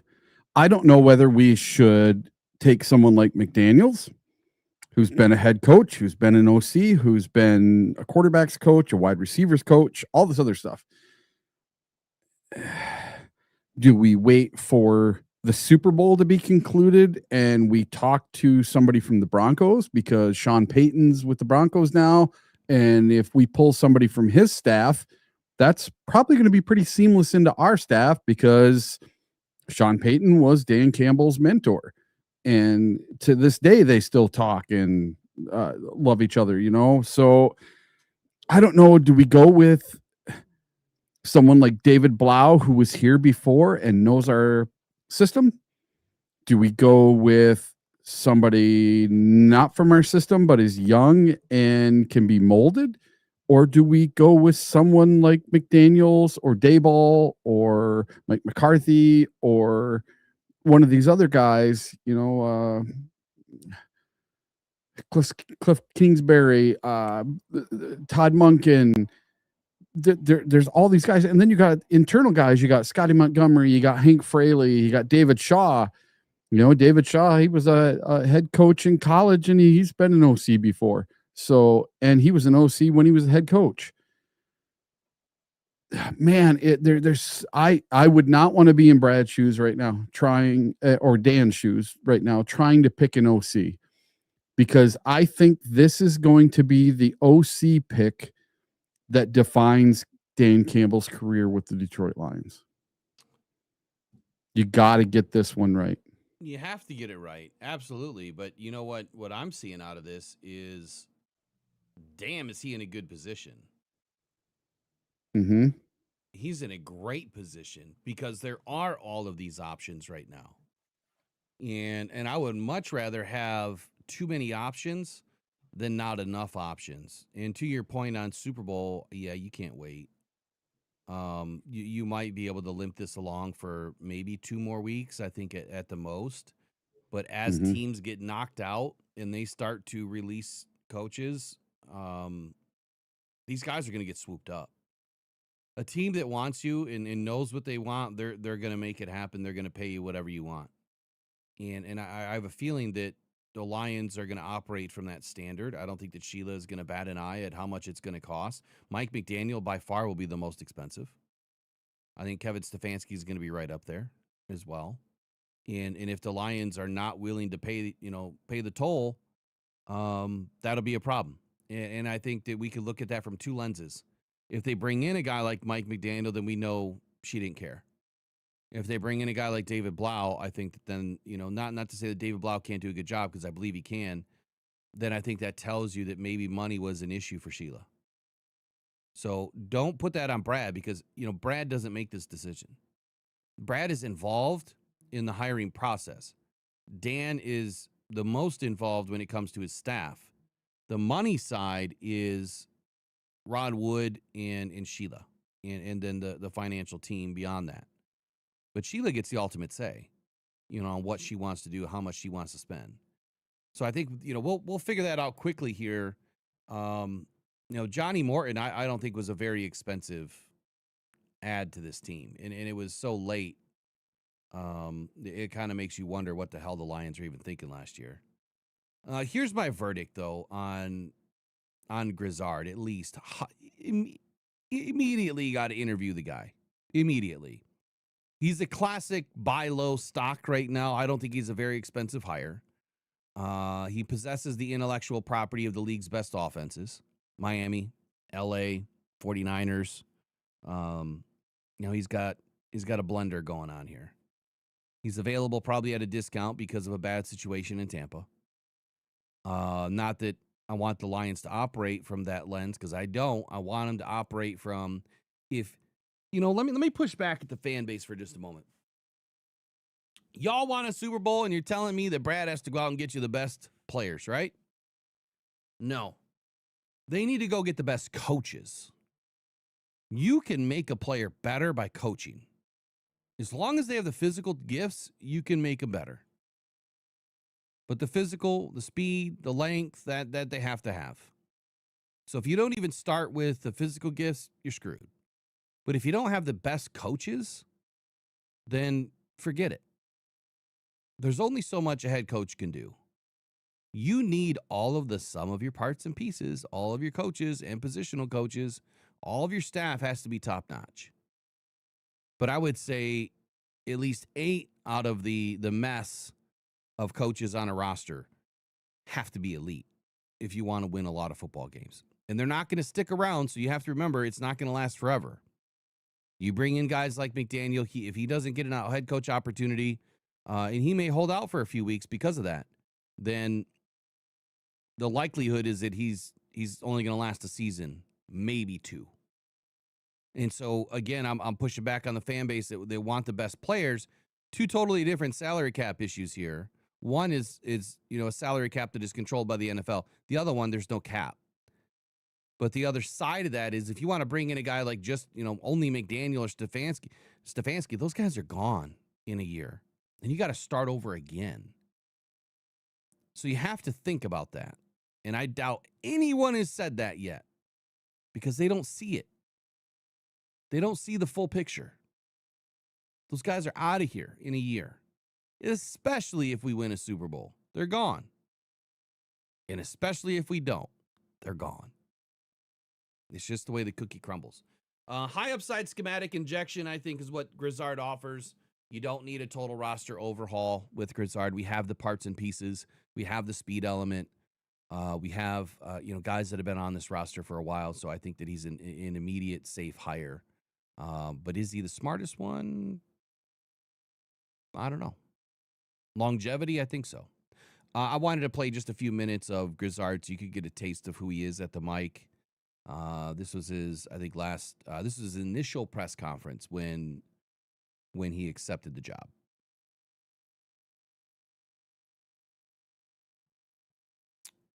That's the wrong one. There we go. Let me make sure it's all good. There we go. Thank you guys for coming. Appreciate it. What's going on? Thank you guys. First and foremost, I want to thank the Glazier family, Jason, Mike, and of course, Coach Bowles for giving me this opportunity. It's not something I take lightly, something I've been preparing for my entire life. And with the group of gentlemen that are in the back, and Sarah as well, that we look forward to this season, being able to take this thing to the next level. And in addition to that, of course, I want to thank my family, my parents, Kevin Elvin Grizzard, and my brother, Elijah Grizzard, for their support from being a kid, loving this game, being able to play in college, and then ultimately being able to coach. So without them, I couldn't be here. But once again, thank you to the organization. I'm looking forward to it. It's a great opportunity with great people, and let's take this thing to the next level. We're going to open up questions. Josh, you're talking about taking this to the next level. And that's one of the things that Todd Bowles said in his press release about your hiring is that he liked what he had to say about how you're going to improve what was already a very successful offense. Can you share some of those concepts or ideas? Absolutely.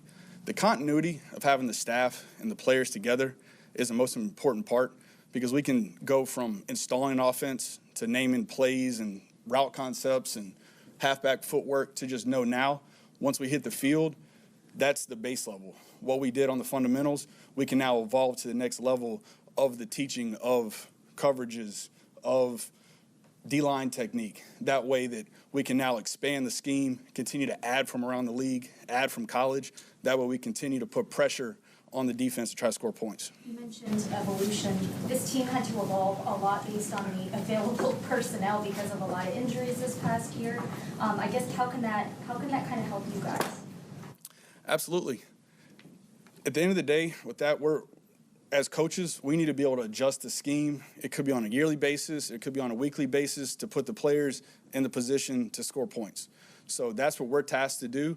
And now having another offseason to be able to add to that and add different pieces, we feel like last year was just the foundation to be able to take it to the next level. Josh, you come from a coaching tree going back to Miami with Coach McDaniel and then working under Coach Cohen last season. Is there anything that maybe you picked up from either of them that you're going to try to implement into calling plays now for the Bucs this season? For sure. I would say, first, thank you to Mike and giving me the opportunity to stay in Miami with him when he came on as a head coach. Without the 2 years under him and his scheme and his commitment to fundamentals, I wouldn't have been where I was in a position last year to be able to get this job. So then taking that knowledge and working with Liam to implement the things that we did in Miami, it could have been under Mike, or I was under 3 head coaches there, I think 6 offensive coordinators. So taking some of those to add to what Liam had done, we were able to, as well as the rest of the staff and where they had been, and to try to get on the same page and call things the same way and emphasize the same fundamentals. I think that really helped us build a solid foundation in the spring that we were able to use in the fall. That's where I wanted to end it, because what you just heard is extremely vital to this guy and his future as an offensive coordinator and what he was able to do. Again, I apologize about my audio. I don't understand what the hell's going on here. But as you heard him say, I mean, he was under 3 head coaches and 6 offensive coordinators that are in the league at this time in 2025. I got to try to get this fixed. Josh, how would you describe? And again, like I'm saying, that's extremely vital. One, to his experience, but his growth. His growth as a coordinator. I'm just gonna have to turn off the phones here. His growth as a coordinator over time. I think that, again, this was highly premature to shit can this guy when he has a wealth of experience and knowledge. It does seem very odd that they canned him so fast. Yeah. Extremely odd. Because it wasn't a Johnny Morton type of deal. Again, I think it's I see what's going on here. Again, I believe that this was a save your ass kind of a firing. There we go. Your audio should be able to maintain right now. I turned auto gain off 3 times today. I don't know how it keeps getting turned on. Should be good for the rest of the day. I hate that feature. I just need to text this guy and tell him to get this thing taken out of the system, because I should be able to turn it off 1 time and it stays. I shouldn't have to turn this stuff on and off every day. And then I bring in, a phone system, and then I got to go back and make sure it didn't turn on again. Like, it's the dumbest thing ever. Yeah, or play a video. Yeah. Yeah. Well, now it should be fine. So anyway, I wanted to give you a few minutes of who Grizzard was. This was his accepting of the offensive coordinator position with the Tampa Bay Bucks. And as you heard him say, that it was very instrumental that he learned from a McDaniel and others, and how important that was to his growth in the ability.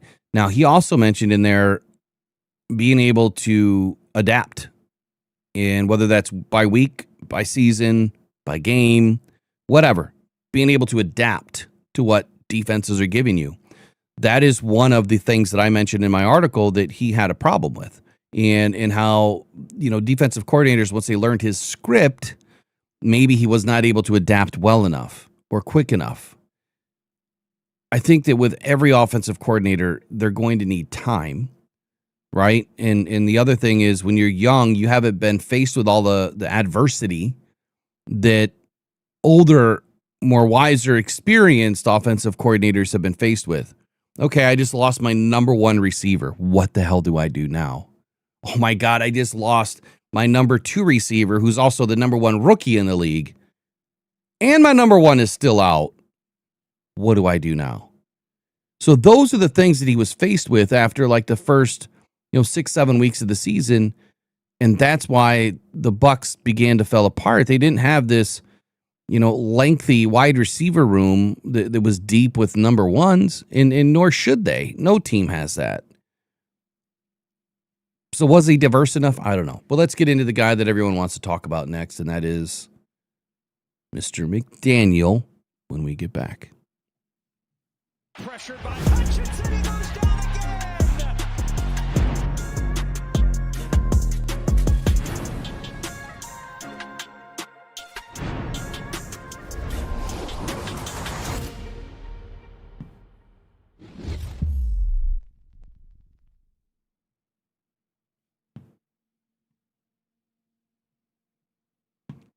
All right, up next, we're going to be talking about Mike McDaniel's potential to be the Detroit Lions' next offensive coordinator. I'm going to go ahead and drop a poll, but let me know in the chat and in the comments later. What do you think about Josh Grizzard? If you happen to watch the previous workup and read the article on DetroitFootballJournal.com, former Bucks offensive coordinator, had one season before being let go, and now Mike McDaniel, several seasons in Miami as a head coach, known as the mad scientist, as an offensive genius or guru, if you will, and now he is available. But my biggest warning, like I've said about this opportunity, has a double-edged sword concept to it. Even if you're able to snake Mike McDaniel in and bring him in, for 2026, more than likely, if he gets a head coaching opportunity in 27, he's gone. So you might have one season with this guy. And I don't think that as fans, and as someone that understands the ebbs and flows of a team, continuity is best. You know that. I mean, everybody has an idea that you have to keep players and coaches together as long as possible. And in this case, I don't think that would happen with McDaniel or Stefanski or Callahan or anybody at Brian Daboll. I think that those guys are going to get an opportunity at a head coaching position at some point, either now or later. And it just won't last in Detroit. So that begs the question, do you go to somebody that is lesser experienced, lesser known, that is not a head coaching candidate now, that may take 2 or 3 seasons to build up a resume to where they might have an opportunity later? That is my biggest question going into this. It's an easy one for me to answer, but I'll leave it up to you. You let me know in the chat below. Here's your first poll on Mike McDaniel. Is Mike McDaniel your number one option? And we'll find out. We'll find out after we get through this. Eric, you had 5 reasons, right?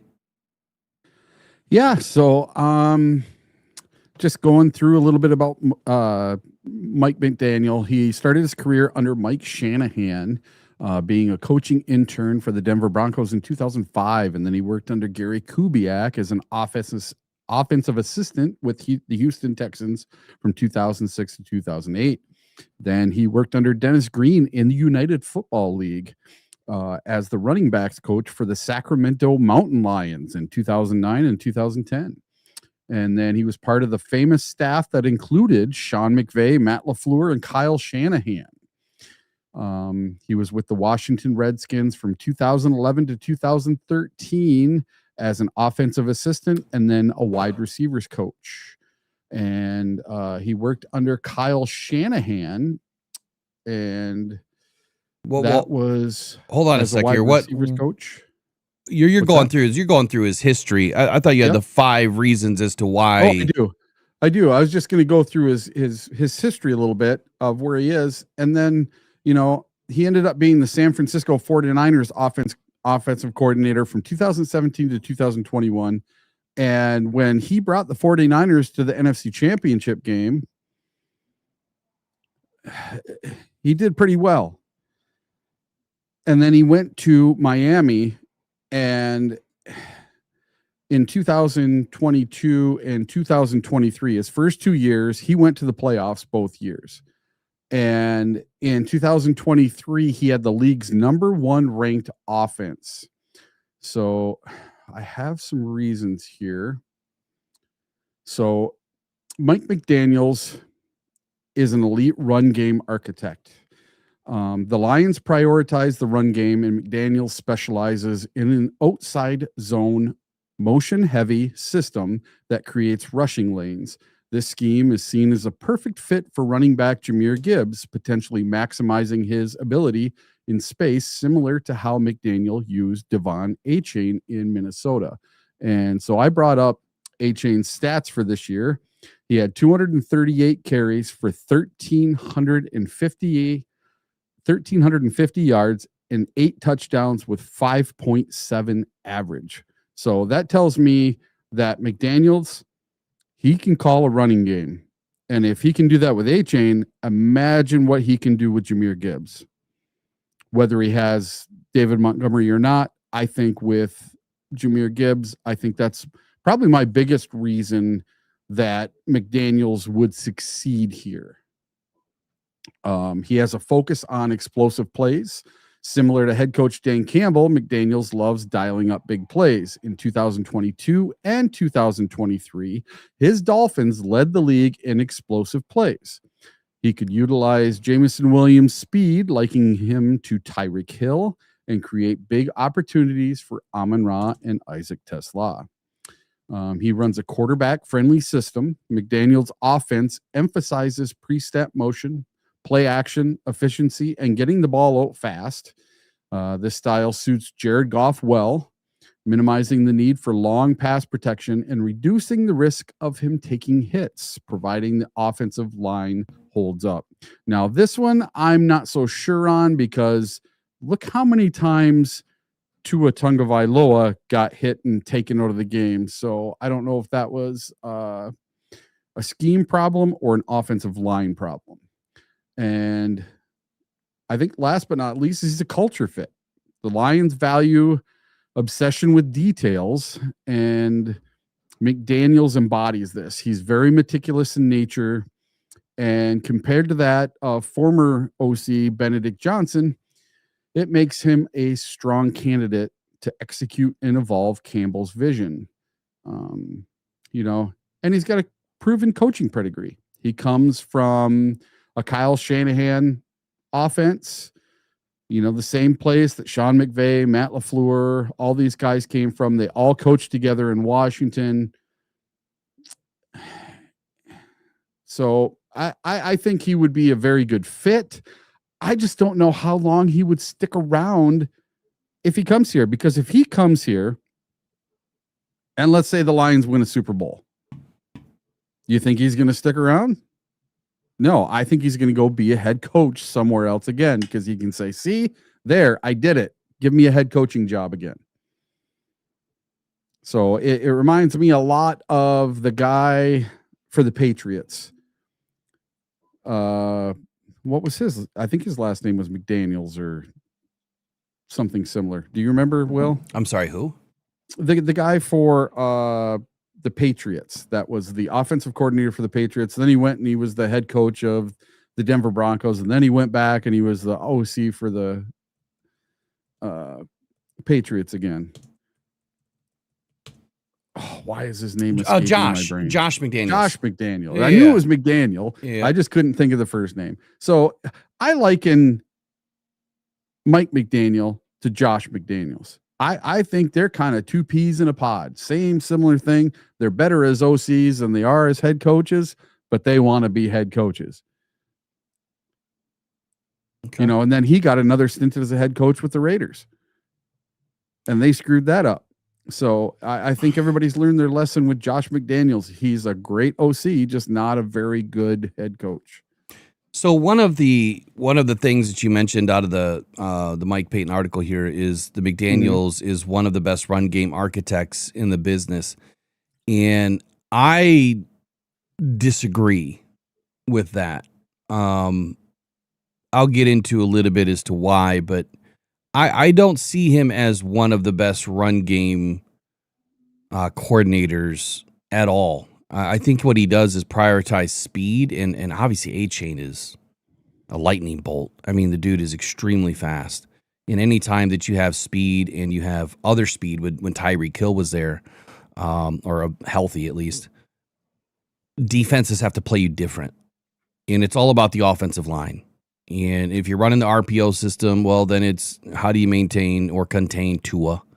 And I think that McDaniel was leveraging all three of those pieces together, which, you could say that he coordinated it. He was the architect of it, but I'm going to leave that to the run game coordinator that was, and the offensive line coach that was identifying these pieces for McDaniel to fit into his offensive scheme.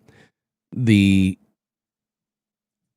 thing that I do like, though, about him is that he prioritizes speed above all else. You can look at his roster and you can see it plain as day. Speed everywhere, which the Lions have, and we didn't utilize it this year.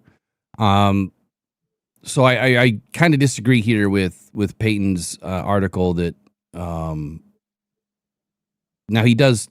I think we do agree here that the outside zone motion heavy scheme is exactly what lines up. I do believe in that, and what Jahmyr Gibbs can thrive in.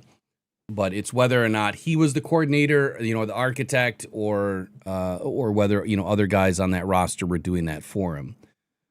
I do like McDaniel. I don't like his ego. I don't like his attitude, and I'm sure some people don't like mine either. But in this case, I see oil and water. Now, in the article that I wrote, it's not so much about the ego or the oil and water fit. It's more about, what does this guy do well? What does he not do well? What can he help the Lions do? What can he not help the Lions do? What is he known for? What is he not known for? But at the end of the day, again, like I've said multiple times this morning, you bring in a guy like Stefanski, Callahan, Daboll, or McDaniel playing on one season. Now, if you're going all in on one season, you're expecting to go in, and try to win a Super Bowl, that's great. But when that season's over and the dust settles, whether you made it or not, this team's going to get broken up again. And at that point, you might not just see McDaniel leave. It could be Dan Campbell and Brad Holmes too. And then we really start over. And then we're right back to where we were 5-6 years ago, hoping that we're going to have a good team on the field. So be right back here. I gotta adjust something real quick. Be right back here in about 30 seconds. So we'll get into McDaniel, and then we're gonna take a phone call from Raw B, and then actually, Raw B, why don't you call now? Why, if you got a chance to call right now, that way I can take my brief break. I'm dying in here. I got to get this heat turned off. I'm like in a sweat box. So if you hear me, let me get the phone lines open. One sec.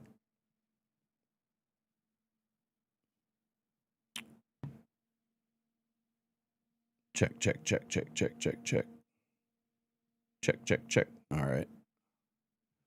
All right, we should be good, Robbie. Go ahead and give us a ring.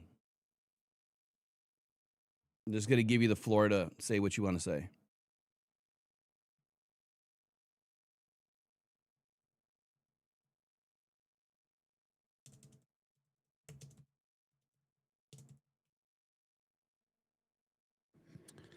To me, I think it's kind of simple. I think Dan Campbell in his last press conference, he basically told us what he wants in an OC.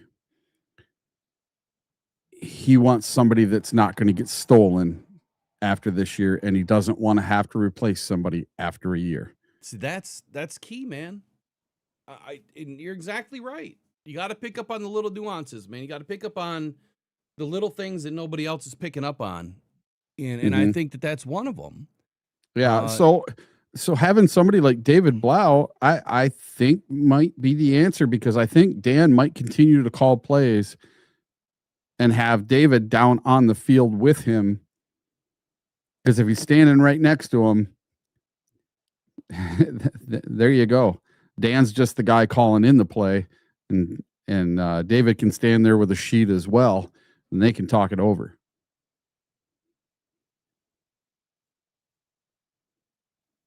Still waiting, Raw. No ring. What does that mean?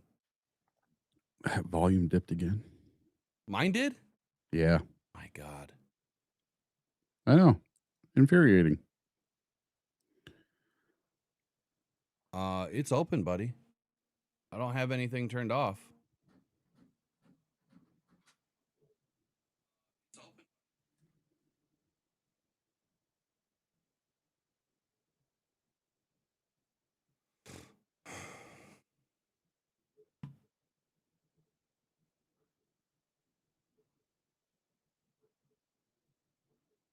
I don't understand it, man. Yeah, I think if Dan wants to continue calling plays, then I think David Blau is perfect, because then he can be your OC coordinator, just not your play caller, but help you with play calls. He can stand right next to you with a play sheet and say, "Hey, we should run this." Oh, okay, yeah, I like that. Here we go. Where I don't know. If it's somebody else, then Dan has to trust that they're doing what he wants. So I just don't know if Dan, now that he's had a taste of it for over half a season, if he's going to relinquish it or not. Yeah, Raw, I don't have any missed calls, man. Are you calling the right number? You're not calling the old number? That's strange. He usually gets right through. Yeah, I don't have any missed calls. All right, I'm going to have to pause it for now, because I got to keep motoring along here. We'll try again. We'll try again here in a minute. Let me take a quick 10-second break. I just got to get some air going here. Be right back.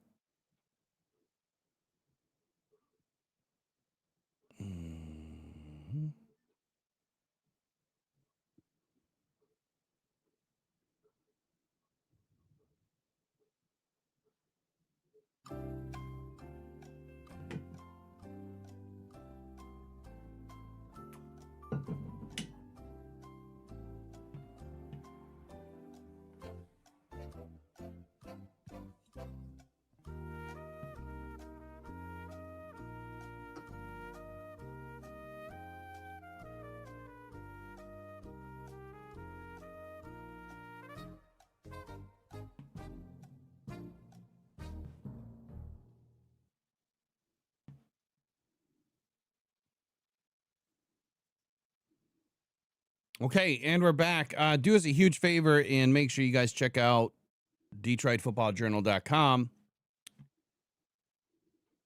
If you'd like to get all of the articles that we're discussing today, at least from DetroitFootballJournal.com, that's where you can find them. Get a free 6-month membership on the house. I will drop a link here to the Mike McDaniel article. I know that a lot of you have already read it this morning. But this is what I'm going to be reviewing right now. So this is my workup on Mike McDaniel and what my thoughts are on his potential as a Lions offensive coordinator. And this is what we're going to start with right now. So Lions obviously in a big-time search, as we know, for offensive coordinator, Eric. And I think that it took what could be a seismic turn on Thursday afternoon.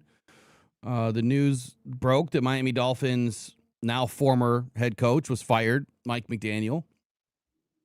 And even though his season ended in disappointment, 7-10 record, second consecutive season missing the postseason, his availability instantly reshapes the entire offensive coordinator market. But my biggest question is, does that change for Detroit? Now, according to the poll that we started, is Mike McDaniel your number one option? We only have 40 votes, 57% saying yes. Well, does that change when I say that he won't be here for long if he is brought in? That's my biggest worry. Dan Campbell, Brad Holmes, they've identified what they want, and that is someone that is going to be around. Someone that you don't have to worry about leaving the next year.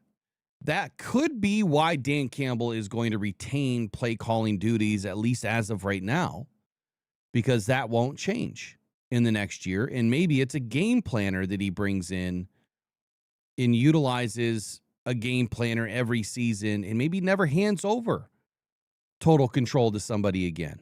That way you have consistency year in and year out, but then all the blame goes on Dan Campbell, and I'm not 100% on board with that either.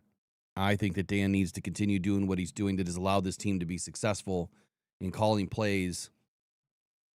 Is probably not the best idea. But that's my opinion. The Lions are built on explosiveness and craving a schematic evolution, which is what they need here in 2026. McDaniel isn't just a candidate. Let's be fair. He is the break glass in case of emergency option that maybe Brad Holmes and Dan Campbell dream about. So would this be the dream team for 2026? The last time we had a dream team was a long time ago.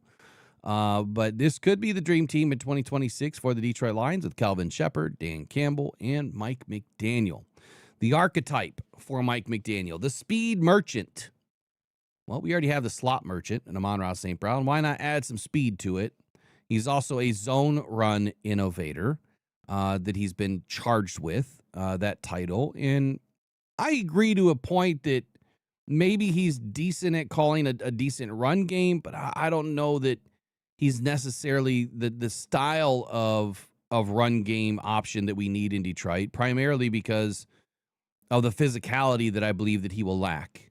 And that is how we run with physicality. And I'll get to that in just a moment. But Mike McDaniel is an architect of what is called the modern cheat motion offense. He is a direct descendant of the Shanahan tree, but evolved into something faster and more weaponized. He doesn't just run the ball. He uses speed to terrify defenses laterally, which is something that disappeared out of the Lions playbook this year, was getting lateral. He doesn't just get lateral either, though. He stretches the defenses so thin that running lanes open up naturally. Spreading that offense around, he is less of a play caller, in my opinion, and more of a leverage manipulator. He utilizes leverage more so than he does scheme it up. And utilizing leverage is pretty simple, right? Who do you have on the field? Who do I have on the field? How can I leverage my running back or Jahmyr Gibbs, putting him out on the slot on your linebacker? Again, something I felt that was missing this season. Jahmyr Gibbs was not utilized from a leverage position very often. You have speed on speed. Put J-Mo and Jahmyr Gibbs next to each other. Leverage those two defenders in front of you. Someone's going to lose. And the guy behind them that is tasked with taking over the route when J-Mo beats you, well, then Jahmyr Gibbs can follow right behind him and then get out, outside and he's gone. So it's something that the Lions need to install in this offense this season. The case for McDaniel is simple: diverse concepts. Simply put, Detroit has the roster that McDaniel loves and was born to coach. In Miami, he turned speeders like Tyreek Hill, Devon Achane into historic producers. In Detroit, he would inherit Jameson Williams. Maybe he's the closest thing to Tyreek Hill speed-wise. And Jahmyr Gibbs, a more durable version of A-Chain. McDaniel's run game diversity in blending the wide zone gap schemes and toss cracks would turn Detroit into an elite offensive line, or Detroit's elite offensive line, hopefully here in 2026, into a weapon of mass destruction. I should probably be careful what I say on YouTube. We're talking football YouTube. He would simplify the game for Jared Goff, I think, by giving him the pre-snap ability and answers through motion, just as he did for Tua Tagovailoa during, what would have been an MVP caliber stretch for Tua, was a couple seasons long. And what I mean by that is when you are putting guys in motion, the cheat motion, right, which is you're putting guys in motion to identify what the defense is doing. Well, if the defense really doesn't move, they're probably in what? Zone. If you have guys rotating, if you have guys creeping up, they're going to be more in a man look. And then if you flip-flop or, put another guy in motion or move somebody a little bit, and you watch what the defense gives you, you could start to identify who's doing what. And that is what I call him the leverage, the leverage manipulator for, because he then finds who you can leverage, and then he uses it. He manipulates that opportunity to put my best player on your weakest player. That I do love about McDaniel. Now, the argument against would be lack of physical style. See, this is where the run game takes a left turn for me. A lot of us love the fact that David Montgomery gives us a different look or a different version of our run game. The knock on McDaniel has always been finesse over physicality. What is Detroit built on? Physicality. We want to win at the point of attack, right? We want to be strong, instantly off the snap. His offenses in Miami often struggled when the punch-in-the-mouth defenses like Buffalo, Kansas City, even Detroit during preseason jammed his receivers and then disrupted the timing. Detroit's identity is grit all day. We know that. It's a worn-out word. Maybe we'll find a new word at some point. But with McDaniels, sometimes cute play calling, I guess you would call it. Same thing that Ben Johnson suffered from. The jet sweeps on 3rd and 1. Who the hell would do that? Why? Why would you do that? That sounds like Ben Johnson. Instead of just getting the yard, or the toss plays in the red zone, which take a lot of time to progress, they clash with what we are known to do, which is ground it, pound it, get that 1 yard, move the chains. His offenses have historically faded late in season as the track team speed slows down in colder weather. And that is something that I think that we have all grown to hate in Detroit as well. We get out hot, we fizzle out late. Can't happen anymore. You have to figure out a game plan that is balanced, that utilizes the run game to set up the pass, and then use the speed to score quickly so you can get everybody off the field. But what does that do? It keeps your defense on the field for more opportunity. Unless your defense can get off the field quickly and put the offense back on, you could wear out both sides of the football and do nothing and just spin your wheels.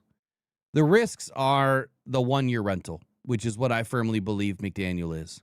When he comes to Detroit, this could potentially reignite the offense. Yes, he will be a head coach again in 2027, without a doubt, if he doesn't get an opportunity this year. This would force Detroit to search for a 4th coordinator in 4 years. That's not what we want. The other risk is situational awareness. In Miami, McDaniel was frequently criticized for poor clock management, baffling short yardage calls. And as an OC, he wouldn't manage the clock per se, but his tendency to overthink 3rd and short could really frustrate a head coach who prides himself on converting those downs physically. Again, the physical nature comes up again here. His strengths as a coordinator, I think, are pretty evident. The speed maximization, number one. No coach in NFL history really creates more free yards for fast players. J-Mo could really utilize that, and so could Gibbs. He would create open grass for J-Mo, and no other coordinator could see, right? So I think that's a big big time welcome in Detroit. Then there's the illusion of complexity. McDaniel creates confusion without confusion. He runs the same 5-6 run plays, but dresses them up 30 different ways with different motions and shifts.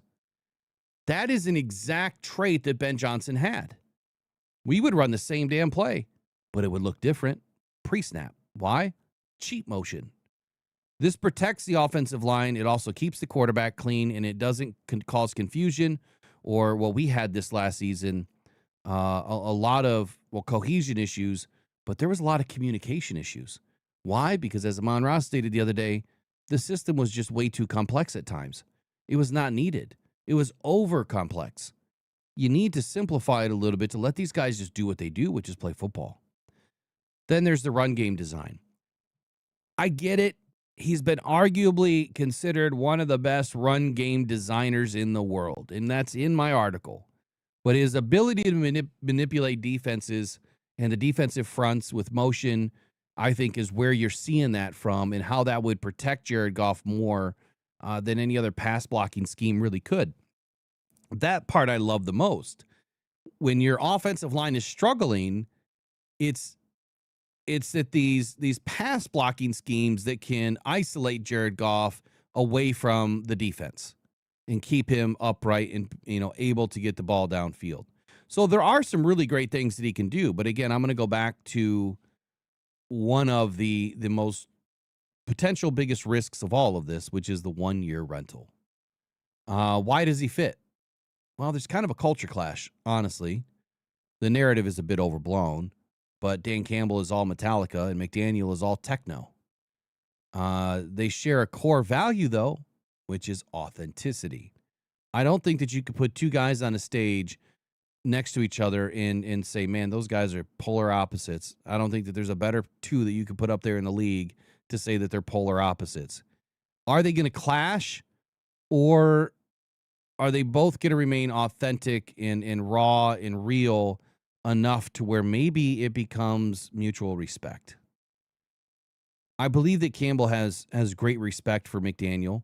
He's publicly McDaniel has gushed about Dan Campbell's ability and coaching style, notably after joint practices in 2025, where he called Dan Campbell's approach authentic and intentional. So they do share that. Then there's schematic evolution. I think the Detroit's offense became real stagnant in 25 because it relied too heavily on winning one-on-one matchups. Again, that is a Dan Campbell thing. I mean, he wants his guys to win. McDaniel's scheme manufactures wins. Much like Aaron Glenn and Calvin Shepard have to manufacture pressure at times, I see where McDaniel's system can manufacture wins. He doesn't need Jameson Williams to be the best, beat the best corner, right? He just needs schemes to open him up by alignment. Maybe that's way out wide for once, because these two tight formations are not working. The ideal landing spot, you would think it's Detroit. It is a premier destination when you look at the personnel that the Lions have. He gets an O-line that was elite and could be or should be elite here again in 2026, which he did lack in Miami. And that exact skill, the exact skill players that he covets are in Detroit already. But then there's the Cincinnati Bengals. If they move on from their staff at all, pairing McDaniel with Joe Burrow would be lethal. You have a guy that can move and a guy that can throw the football. Remember that Joe Burrow wanted to feel excited again. He says he doesn't feel excited about playing football anymore. I think McDaniel would allow him to feel excited again. Then there's the Dallas Cowboys. If they want a splashy offensive coordinator to fix their run game issues and passing game issues, then he's probably the answer. The verdict for me is that a home run swing. McDaniel is willing to take a coordinator job, or if he's willing, the interview process should simply be Dan Campbell sliding a contract across the table. No conversation, just sign here. The marriage of Detroit's physical offensive line with McDaniel's spacing and speed concepts could create one of the most unique offenses we've ever seen in the league. Virtually undefendable, which is what we should have been the last 3 seasons anyway. But it does counter the biggest weakness that the Lions had in 2025, which was being stagnation. With the biggest strength of the 2025 Dolphins, innovation. I have a little video of Mike McDaniel here that breaks down kind of the genesis of the Dolphins' offensive scheme. So we'll go to that next, right now. So that's my take on Mike McDaniel, whether or not he's going to be the next offensive coordinator in Detroit. What do you think, Eric? After reading or hearing all that, I don't know. it's tough, right? Yeah. It's tough. To me, I don't think it would be, but what I think and what they're going to do are two completely different things. It always is. And the fact that he was the first person that we've heard of other than David Blau, that makes me think he's probably got a pretty darn good chance if he's one of the first ones that they called.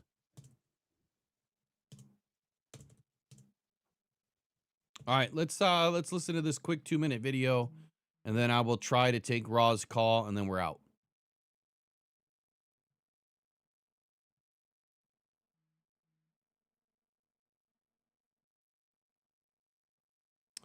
Well, it would help if we had audio. There we go.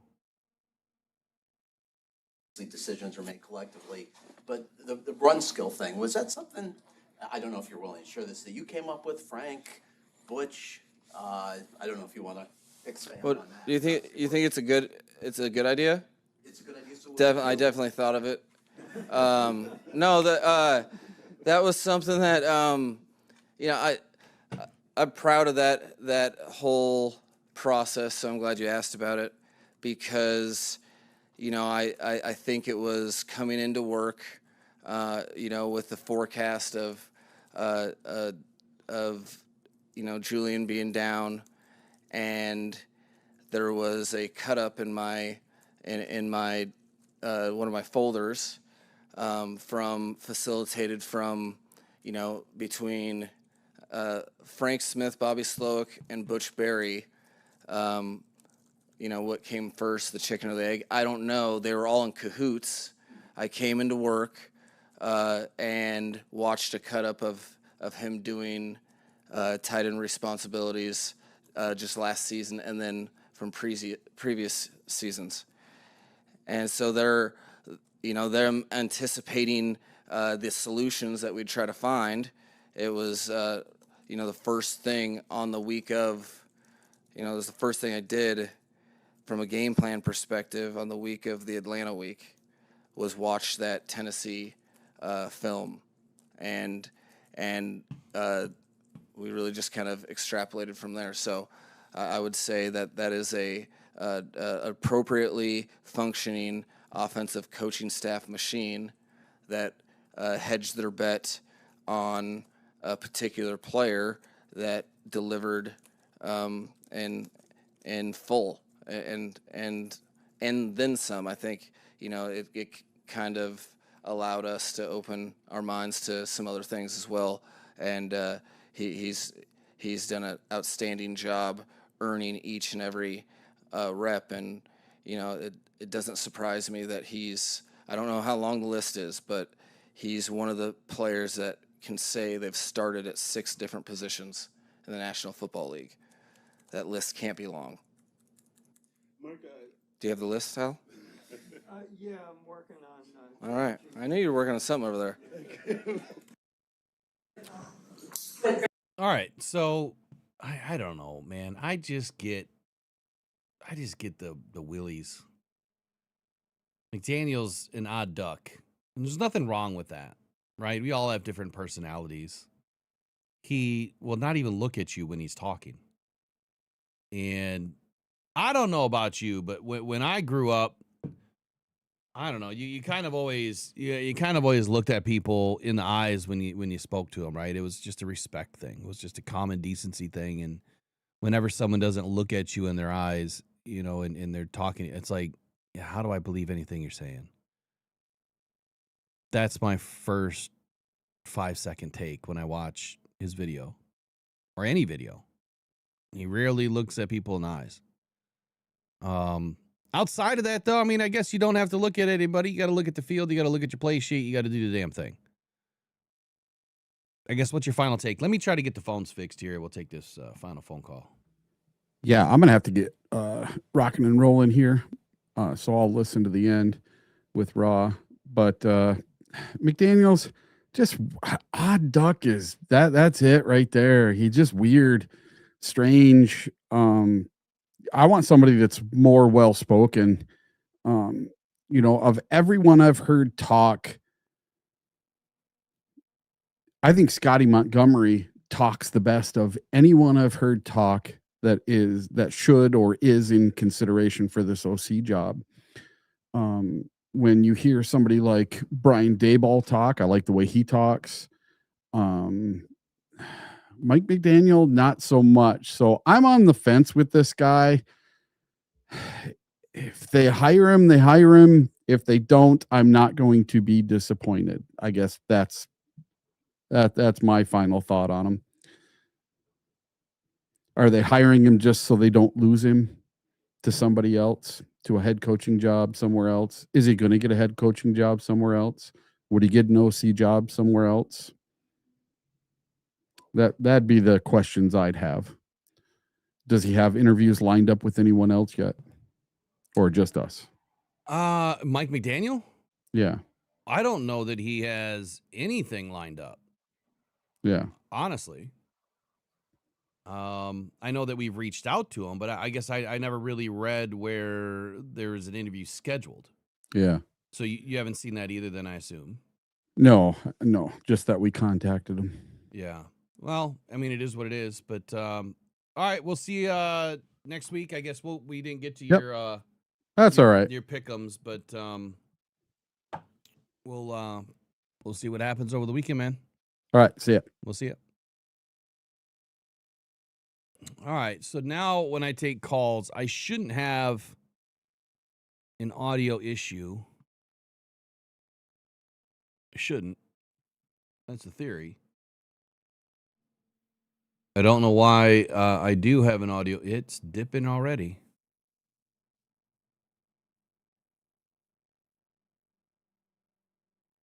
I don't get it. I don't know what changed. I don't know why it's doing this.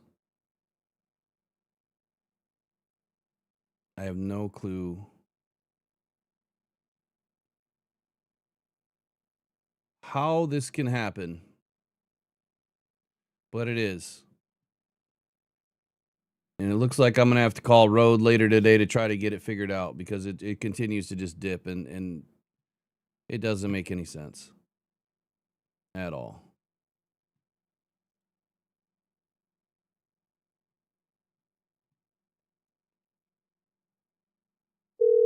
Can you guys hear that?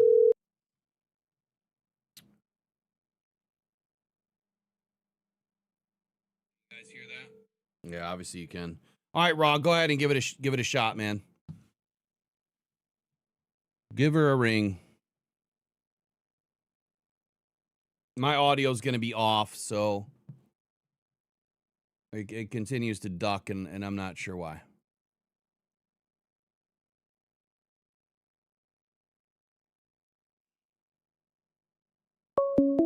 There we go.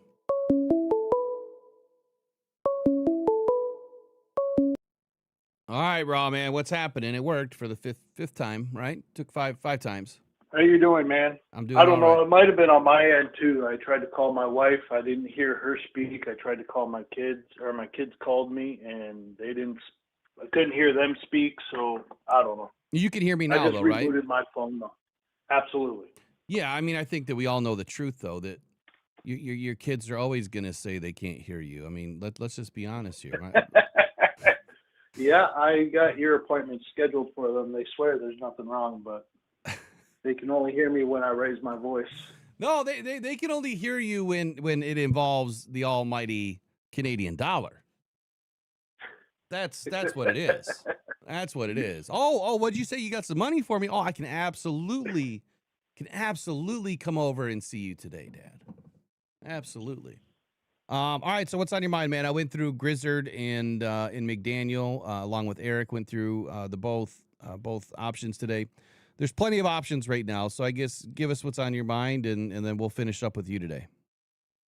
Yeah, man, like my head's about to explode because I got people asking me what was why I think I'm right and everyone else is wrong, and the reason why is I think same reason why Johnny Morton failed is he wasn't a culture fit. Mm. And Eric hit the nail on the head earlier when he was talking about McDaniels. The reason why Ben Johnson succeeded, he was a culture fit. He came in with the team. He was brought on board for a year and a half before he took the reins over for Anthony Lynn. So Dan Campbell had a chance to develop his culture with Ben Johnson.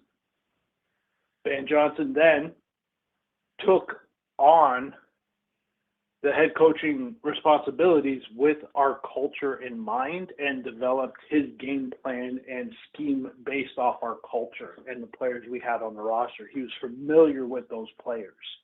He knew what would work with them. He knew what wouldn't work with them.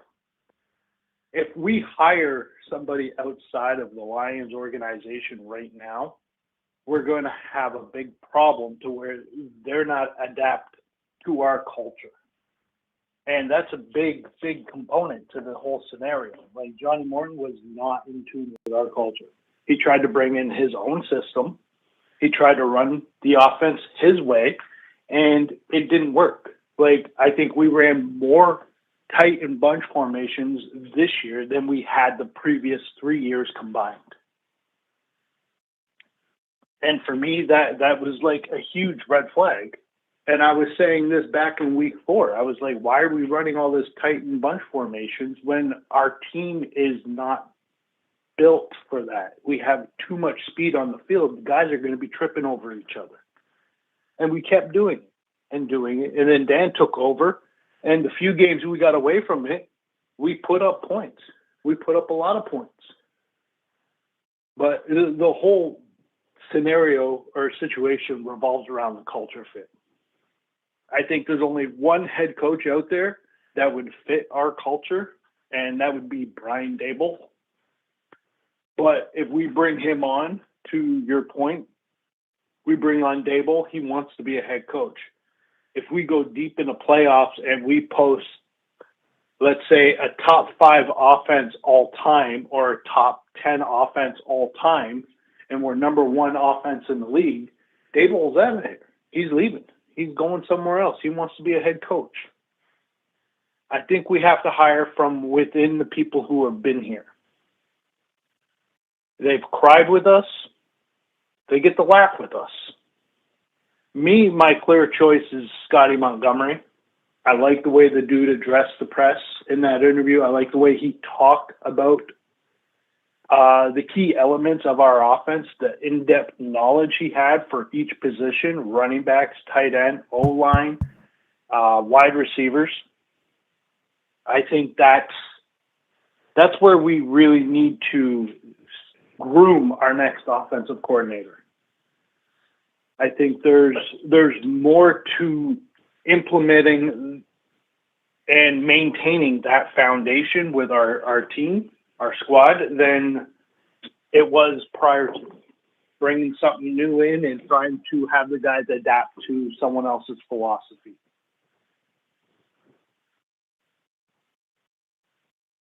Yeah, I think I would agree with all of that. I don't know. Can you hear me right now? Can you hear me? Hold on. Can you hear me right now? Hold on. I can't hear you, Will. All right, you can hear me now. There we go. Yeah, I'm trying to fix this on the back end. I've never seen it behave like this before, and no matter what I do, it just continues to go down. So here's I agree with you. I don't know about internal though. I agree and disagree on internal. And I agree because of the culture standpoint, and I know a lot of fans get sick of hearing this, that we've done so much culture work. Why do we got to continue to bring in, or keep the same type of culture and identity? Well, I think you need to separate office personnel, right? Front office personnel and the coaching staff versus players. I think that for me, I'm not, saying you're wrong or anything, but for me, I think the culture needs to stay the same from top down. You need to bring in the right guys that can fit that mold. We know David Blau fits that mold because he was a player. And there's no reason why they wouldn't be bringing a guy like that in if he didn't fit that mold. So if you have former players that are coming back, former Lions players, then obviously I think that their ability to blend in the culture is going to be seamless. Guy like Scotty Montgomery, to your point and to Eric's point, when Scotty addresses the room, Eric says, I like the way he talks. I think it's more of a schematic function talk where he's telling you more about the nuances of the game and schematically what they did or did right or did wrong. And somebody like Morton didn't say a damn thing, really. I mean, I felt dumber after listening to Morton. I mean, those guys over there, love those guys, great guys. Sean Payton, that Shanahan, they both coached for them. We got a lot of respect for Sean Payton, learned a lot from Sean Payton. Gruden, slept in the same bed as John Gruden. Really like that guy over there. Great respect for okay, what are we going to talk about the Lions? When are we going to talk about what happened last week? When are we going to talk about what fixes you're implementing for this week? I don't want to hear every week we're going to fix that or that's been addressed, because clearly it hasn't. It hasn't been addressed. Scotty, on the other hand, gets to the mic and he says, we're not good enough. We didn't do this right. We didn't do this right. We've got to be able to leverage this. We've got to get better here. These are the ways that we're going to attack it. Now, they're not going to give you scheme, right? They're not going to give you the keys to the playbook. They're going to give you enough to make you intelligent as a fan or a media member and give you enough information to know that it's really being addressed and give you enough, information or look in to who that individual is that they understand what the hell it is they're talking about. And so it was a giant red flag for me from probably the very beginning that Johnny Moe just didn't have it. If you can't talk about scheme, if you can't talk about the fixes, then maybe you don't know what the hell they are. So anyway, I would agree that bringing someone in from internal will keep the cohesion and continuity with the culture, identity, and everything, the scheme, everything that we want to keep the same. However, bringing somebody in from the outside, I think it's going to be with a limited lens. Blau would make sense for long term. McDaniel would be, let's go get it. I don't care that it's 1 year and we'll have to revamp this again next year. So to that end, would you even entertain McDaniel as an all-in approach to go after it for one season? Or do you think that his culture and identity is too big of a risk? I look at this like you make the connection Shanahan to McDaniels, and you look at how Shanahan runs his offensive scheme, and you look at how McDaniels run his offensive scheme. Shanahan is more on the technical side. McDaniels is more of the physical attribute side. I think our team is more comparable to what the 49ers do than what the Dolphins did. Fortunate for us, we have a blend of both worlds. We have the speed from Miami, but we also have the physicality from San Fran. So I think McDaniels is more of a liability than a beneficial asset in Detroit. I think he's going to try and revert us more to the finesse side of things, which is what Johnny Morton tried to do, than the physical aspect. I think Ben Johnson, what he did with us in Detroit, he balanced us from physical to finesse. And I think we need to find that same balance to where we can ground and pound the ball if we want to, but if we also want to, we can get a little cute in the trenches and in down the field and in between the tackles.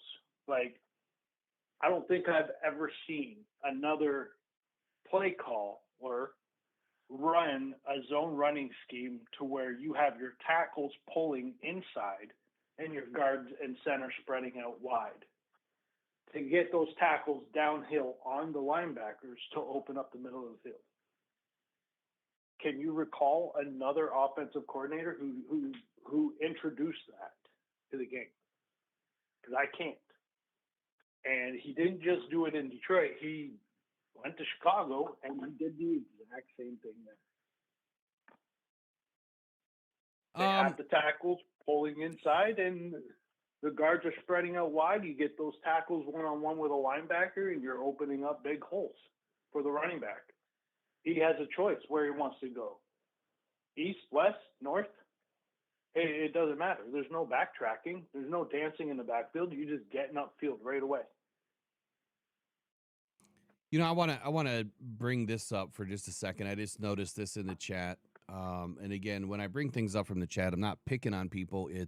I'm utilizing what you are saying as, you know, it's a clear or identified reason or an issue as to why or why not, you know, something should happen for the Lions and what you believe in, so we can talk about it. So the statement was made. Oh, of course, I moved my mouse. Hold on. 2 seconds here.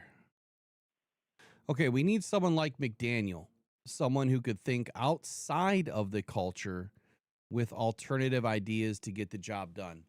So what I would like to explain here is when I say culture and identity, I'm specifically speaking from the perspective of how these coaches, players treat each other. You know, the way that they practice, their work ethic, their belief system in the team first, their belief system in you know, putting in the work for the guy next to them, the belief system in that they can trust the guy next to them, that if they all put in the same work, they're going to get the same work out and the same benefit.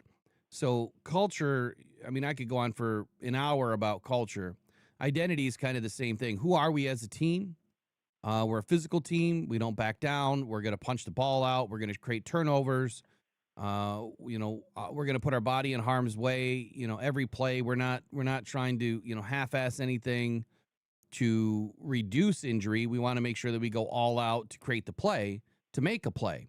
So culture and identity from a very quick perspective is that. The culture and identity really doesn't show up a whole lot from scheme. Scheme in play calling is totally different. From an identity perspective, you could apply that same leverage of saying we are a run first team, or we're a pass heavy team, or we're a balanced team. I think that you have those three vehicles to kind of operate from. So I don't think a coach like McDaniel needs to think outside the culture. I think what he needs to do is think outside the box a little bit and maybe bring in, or any offensive coordinator, bring in a different set of ideas for what this offense can do and utilize the players that we have that have been underutilized. But the culture and identity really needs to be the same. It needs to stay cohesive. What you don't want, again, is that oil and water where, you know, guys are rubbing each other the wrong way. If you can't come in as a new offensive coordinator and develop relationships and that player understand, like David Montgomery was not getting what he felt was enough touches, or, you know, felt underutilized, but can still have enough respect at the end of the day to say, I get it. We're trying to win games. It's not about me. You're not going to get that on every team, and you're not going to get that with every player. And if they start feeling a certain way that you're ignoring them and they're not part of the solution, they're part of the problem, well, then that can start to breed instability in the locker room. So culture identity has to stay the same. It has to, for the simple respect that players and coaches need to understand each other and have respect for each other, that this is a team-first organization. It's about winning. It's about getting to a Super Bowl. Beyond anything else, I will understand my role and I will go and play my role to the fullest. Any comment on that? You're absolutely right. Just the only thing I would add to that is you have a coaching culture and then you have a player culture. Just like in FA, you're bringing in the right players to fit your culture. You're bringing in the right mentality. When you speak culture, you're thinking mentality, then physicals. When you're looking at coaching, it's the same philosophy. You're bringing in the mentality, not so much the physicals, because coaches aren't physical, but you're bringing in that mentality to where you want to maintain the same structure throughout the course of the team. You want the players to be coached the same way. And through our experience in this remarkable turnaround from 2020 to 2025, they've been able to install that mentality. And I think they need to walk that branch again. I mean, we let Anthony Lynn go. We brought in Ben Johnson. Ben Johnson slowly picked up the reins, and then he was running the offense to incredible heights. I think we need to continue down that road because the culture's already on the team. And then they're already in the building. Now we have to develop that. Now, Scotty Montgomery, I will say he talks more like a GM than he does a coach. So maybe he's not the right fit. Maybe he has bigger aspirations than Ben Johnson. He doesn't want to be a coach. He wants to follow in Brad Holmes' footsteps. But to your credit, you mentioned a name that I didn't like at all. Okay? David Blau. I was dead set against that idea. However, now I'm starting to think it makes more sense because you're absolutely right. He's been in the building. He understands the culture. Not only that, but he knows the guys he's working with, both on in the office and on the field. He understands their strengths and weaknesses. So he may be our best option just because of the trajectory that maybe Scotty Montgomery wants to go. He wants more of an office role instead of being a guy on the field kind of role. And that's one thing you can take away from the interview he had the other day where he sounded so knowledgeable about all the positions on the field, mainly the offense, but he was extremely knowledgeable in that scenario. So that might be a route that he may take versus help and train guys. He's more looking for talent acquisitions. But David Blau, I'm kind of more open to. I do like Brian DeBoll as a OC prospect. But then if, again, the same philosophy applies with McDaniels. If we win the Super Bowl where he posts league history type of offense, like do we lose him after a year? Do we keep him for 2 years and then he leaves and we're back in the same scenario to where we're trying to groom another OC or we're trying to find the next OC? Out of all the head coaches out there, all the ex-head coaches, potential OC candidates, I think David Blau or DeBoll fits our culture the best.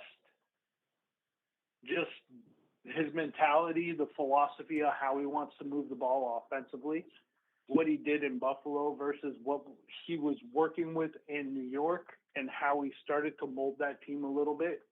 I think obviously the talent level is a bit different from Detroit to New York, so it might open up the door a little bit with what he can do. The talent pool over there, I would also say, is a little different from Buffalo to Detroit. We have more explosive weapons than Buffalo has.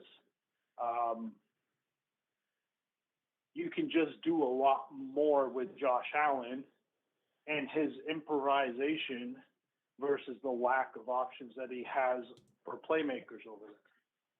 With his mobility and his toughness, his ability to truck linebackers and safeties and pick up extra yards.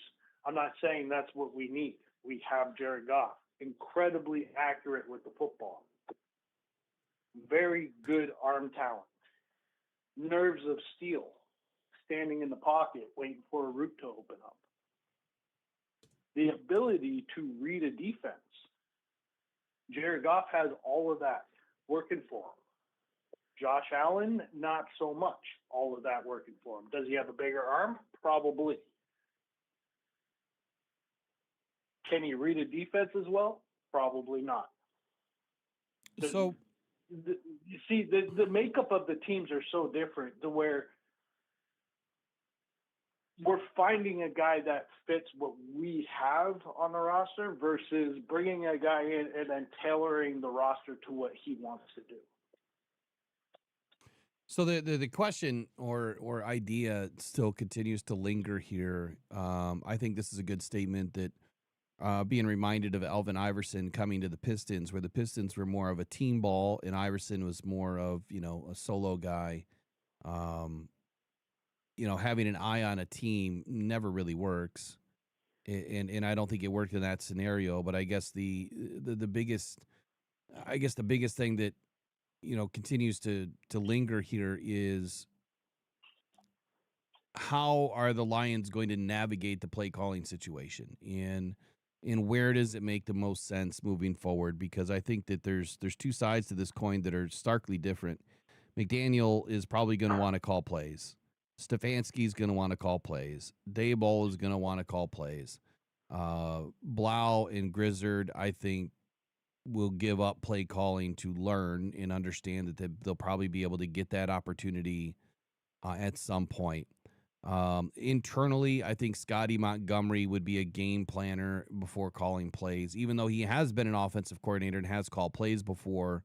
I think for the first season, he could be tasked with being a game planner, but would definitely roll into the play caller as well. And maybe that happens immediately. Maybe it happens after the first 4 games. Maybe it never happens. I don't know. Hank Fraley, I think, would be a game planner. I don't think that he would be a play caller. He's never called plays, and I think that we just went through that with Johnny Moe. You can't have a non-play caller calling a heavy offense like we have, a very dynamic, very, incredibly talented offense like we have. You need someone that knows how to use these guys and how to get the best out of them. I think that McDaniel is a great option. I'm just more thinking that maybe that option doesn't make as much sense if you're thinking it's going to move on after a year. If you had a guarantee of 2 years, which is never a guarantee, then I'm okay with that too, because that rubs right to the end of Dan Campbell and Brad Holmes' contracts anyway. And if we haven't won a Super Bowl by then, there's a possibility that it all gets blown up to pieces and we start over. So I don't know. It's a tough spot to be in. What's your final thoughts of the day? I gotta run out of here. But the latest poll I put up is if Dan Campbell retains play calling, who makes the most sense? Blau, Grizzard, McDaniel, or Stefanski. So far, 87% feel Blau. The one name you did not put on that list is Shaw. I wish Shaw was brought in. I only have 4 options. And learn the offense from Ben Johnson, or to take over. I believe he was brought in to kind of take over the play calling duties from college. I think he's kind of in that mentorship to become the next offensive coordinator. Whether or not he does that this year, next year, they bring in McDaniels to kind of help teach him the ropes. But I do like Shaw as a dark horse candidate. So he kind of stepped into that whole Ben Johnson role, working with the tight ends and so forth. So I think he's got a tremendous upside as well. So my final thoughts is we need to maintain the culture. We need an OC that is in tune with what these players on the field can do and will succeed at. We need someone with the mental capability to maintain the same integrity that the front office has, the office staff, the coaching staff has.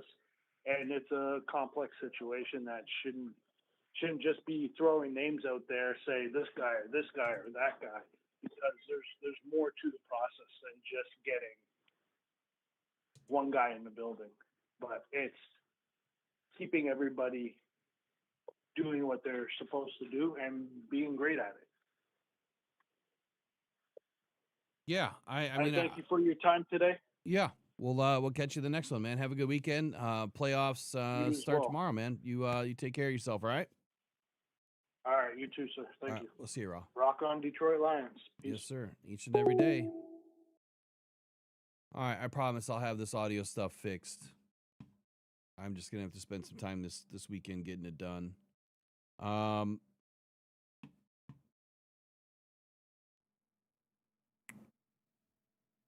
the end of the day, there are several options right now that are available. Let me just go through the comprehensive list as I know it. I may forget somebody here, but John Harbaugh recently fired. I believe that he'll be a head coach. I mean, there's a reason why just about every team in the league called his agent within, in an hour or whatever it was after he was let go. He'll be a head coach somewhere. Mike McDaniel, his first head coaching gig didn't go as well as he had hoped. I don't think it went as well as anyone thought it would go. There was glimpses of excitement and then there was some glimpses of things that maybe concern you quite a bit. So I don't think he'll be a head coach right away. Kevin Stefanski, for a guy that has won Coach of the Year twice, I can't see him taking a back seat to an offensive coordinator position. I don't think that's going to happen. I think he'll be a head coach. Pete Carroll, I think, retires. Raheem Morris,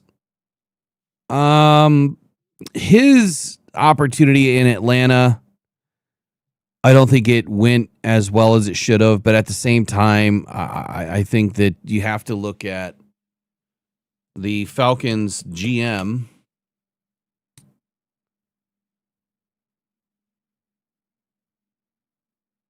Hold on here.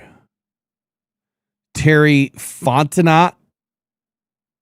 That's his name, right? They fired him as well.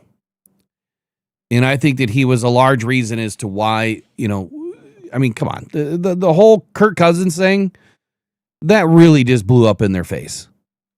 And I think that there's a reason why Raheem Morris was, I mean, for lack of a better word, he was handicapped by his GM. He was not given an opportunity to succeed when you handicap him with, the quarterback decisions that you made. Not a smart move. Not a smart move at all. So obviously Arthur Blank is going to have some decisions to make, but that's a large reason as to why that didn't go well. I'm still not from the mindset that Raheem Morris will be in Detroit, period, point blank. He's more of a defensive-minded coach. Jonathan Gannon from the Arizona Cardinals.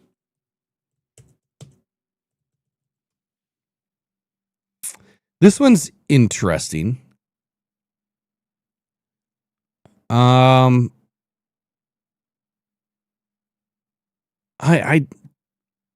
don't think that there's an opportunity here. I don't. I think that Gannon is more defense. I could be wrong, but I think that he's more of a defensive-minded coach. Brian Daboll, again, he's had one opportunity as a head coach with the Giants. It did not go as well, but he also was operating from a position of not having the best opportunity. I think he could have done more, and he didn't. But what he did in Buffalo, I think helps. And I keep hearing, the reason why he had so much success in Buffalo is because of Josh Allen's feet and being able to run. Yeah, I don't think so. I don't think that's the total package there. he developed Allen. And he developed a lot of the opportunity for Allen to do what he was able to do. Now, when they gave him the freedom to run around, well, a lot of that's really changed over the last, 4 seasons. When Daboll wasn't there, Allen was running more. So I'm not gonna throw that on top of Daboll. I think that he would be a very intriguing offensive coordinator option. I don't think he's going to get a head coaching job here in 26. Brian Callahan, Tennessee's a mess. You bring in a rookie quarterback, not ready, should have been ready. Maybe it was all Brian Callahan. Maybe it was the offensive coordinator. I'm not sure. But Brian Callahan, in my opinion, doesn't make a ton of sense in Detroit. It's an option, yes. Cliff Kingsbury, again, I'm not terribly excited with this. I think that the mutual parting of ways tells you that something went down. But again, the Commanders were not operating from a position of strength with injuries. They had too many injuries. I mean, Jaden Daniels was injured. Maybe Cliff didn't like the way that things were being handled on the back end that we'll never know about. But I think he's an intriguing option. I just don't know how he's going to fit inside Detroit when he's a definite head coaching candidate. Josh Grizzard, young, up-and-comer, intelligent, Yale experience, Yale mindset, right? Extremely smart dude. Chip Kelly, if he really wanted to break that contract with Northwestern, I think he's a very intriguing option. He is an offensive coordinator at the college level. Why wouldn't he want to come back to the pros? And why wouldn't he want to be inside Detroit? I think that would be an interesting option too. I don't know who's calling right now, but we're done taking calls for the day. I'm done with the day. The final take is we don't know what's next, but whatever's next, I hope it was better than the last. I hope it's better than the last because we need someone that can fix what went bad in 2025. There's too many questions. There's not enough answers yet. And to reiterate what Brad Holmes said, if the Lions had all the answers today, then I think that would be a giant red flag. And he was more or less speaking of the center position, the Taylor Decker issue. I'm glad that he did clear up the Frank Ragnow thing, which was end of May when Frank Ragnow made that decision and finally let the team know. And, with a player like that, it's not like you can force them to give you a decision, just like Taylor Decker. You can't force them to give you a decision. Right now, he's on the team. He's expected to play. Taylor Decker is under contract. And if he changes his mind in August, it is what it is. It doesn't mean that you go and double or triple down at a position that you really can't afford to because you need other positions filled and other positions shored up for the future. And you have massive injuries at other positions that probably need more attention than others. The secondary is probably our biggest position of need, but second position I would address right now. Linebacker being a close second, but third, I think that you'll have some opportunity, both draft and free agency. I'm glad that Brad said he doesn't have the answers because that means they're going to do their due diligence. It's early. I mean, wild card weekend is this weekend. You shouldn't have all the answers. And I saw that the toxicity in the chat where they're kind of going at Brad, like, look, there's no way that you could spend the time necessary to do a deep dive into every position, every coach, every scenario, go through every game again. What went wrong? Where were we having issues? I think you can identify the core issues. Do we have a culture problem? Do we have a drafting problem? Are we selecting the right players? Do we have the right coaches now? I think those are the easier ones to kind of get through. And if you've got some bad answers on some of that, then there's a bigger overhaul that's probably needed. I don't think that's going to be the case. I think that they have some major issues that they'll get fixed, and personnel is going to be one of them. If the personnel is there, I think that we're a much different team in 2025. If we're healthy, we're a much different team in 2025. But we have to operate now from the standard that we're not going to be healthy, which means the depth is the most important. And so when Brad goes out and gets a lot more depth, you're going to be pissed if you're in that old SOL group that thinks that it's just same old. And as I said yesterday, SOL is more so about William Clayford and not putting a good team on the field for year after year, or firing coaches after two seasons or 3 seasons and consistently resetting. That's same old. This is not same old. We have an owner principal that does what needs to get done. It's not shy from, spending the right amount of money. We have a GM that's hitting, great draft picks. We have a coach that can coach this team extremely well, has done a great job. We set a record for 4, winning seasons in a row.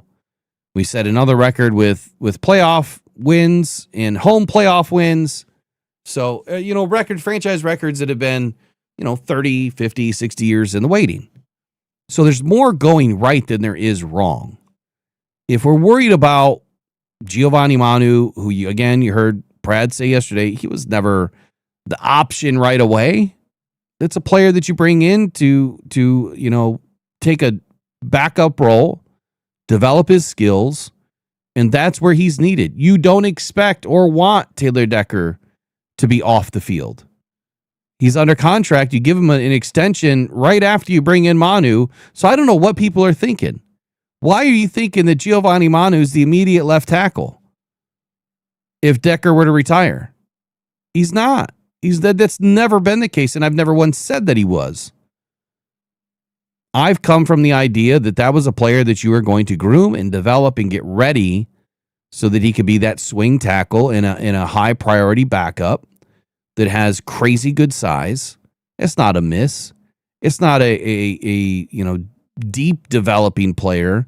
It's a little bit of a project, but I don't think it's a massive project. I think that he'll be just fine, but we can't do anything about injuries. You can't. It's going to happen. So, all right, that's it. We'll see you on Monday, and congratulations to Raw B for accepting the mod challenge. It's a challenge. You don't have to accept, but he did. Appreciate all the mods. Appreciate all the members. Make sure you guys sign up for DetroitFootballJournal.com. Get your free 6-month subscription now while it lasts. There's going to be some more changes and opportunities with DetroitFootballJournal.com. If you would like to write anything that you want, a weekly column just talking about your fandom. If you want to write a weekly column about the Lions, latest news and rumors, whatever it is, if you would like to write and do your own thing, let me know. Email me at mailbag@rockdown.com. I would love to get you writing today. There's no pressure, right? You can write whatever you want. All we do is proofread it before it goes up, and that's about it. So let me know. We'll see you guys Monday. I'll see you over the weekend. Sucks we're not in the playoffs. I wish both the Bears and the Packers could go down this weekend. So that's my final question of the day. Who do you want to win? That's the hardest question. It's the hardest question to answer.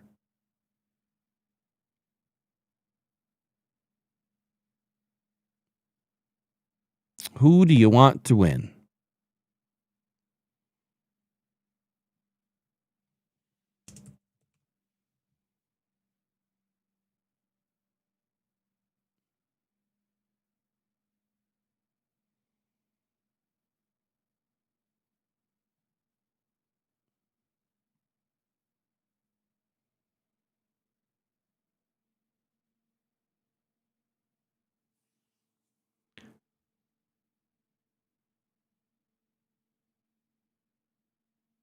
Hold on a second. I'm reading something real quick.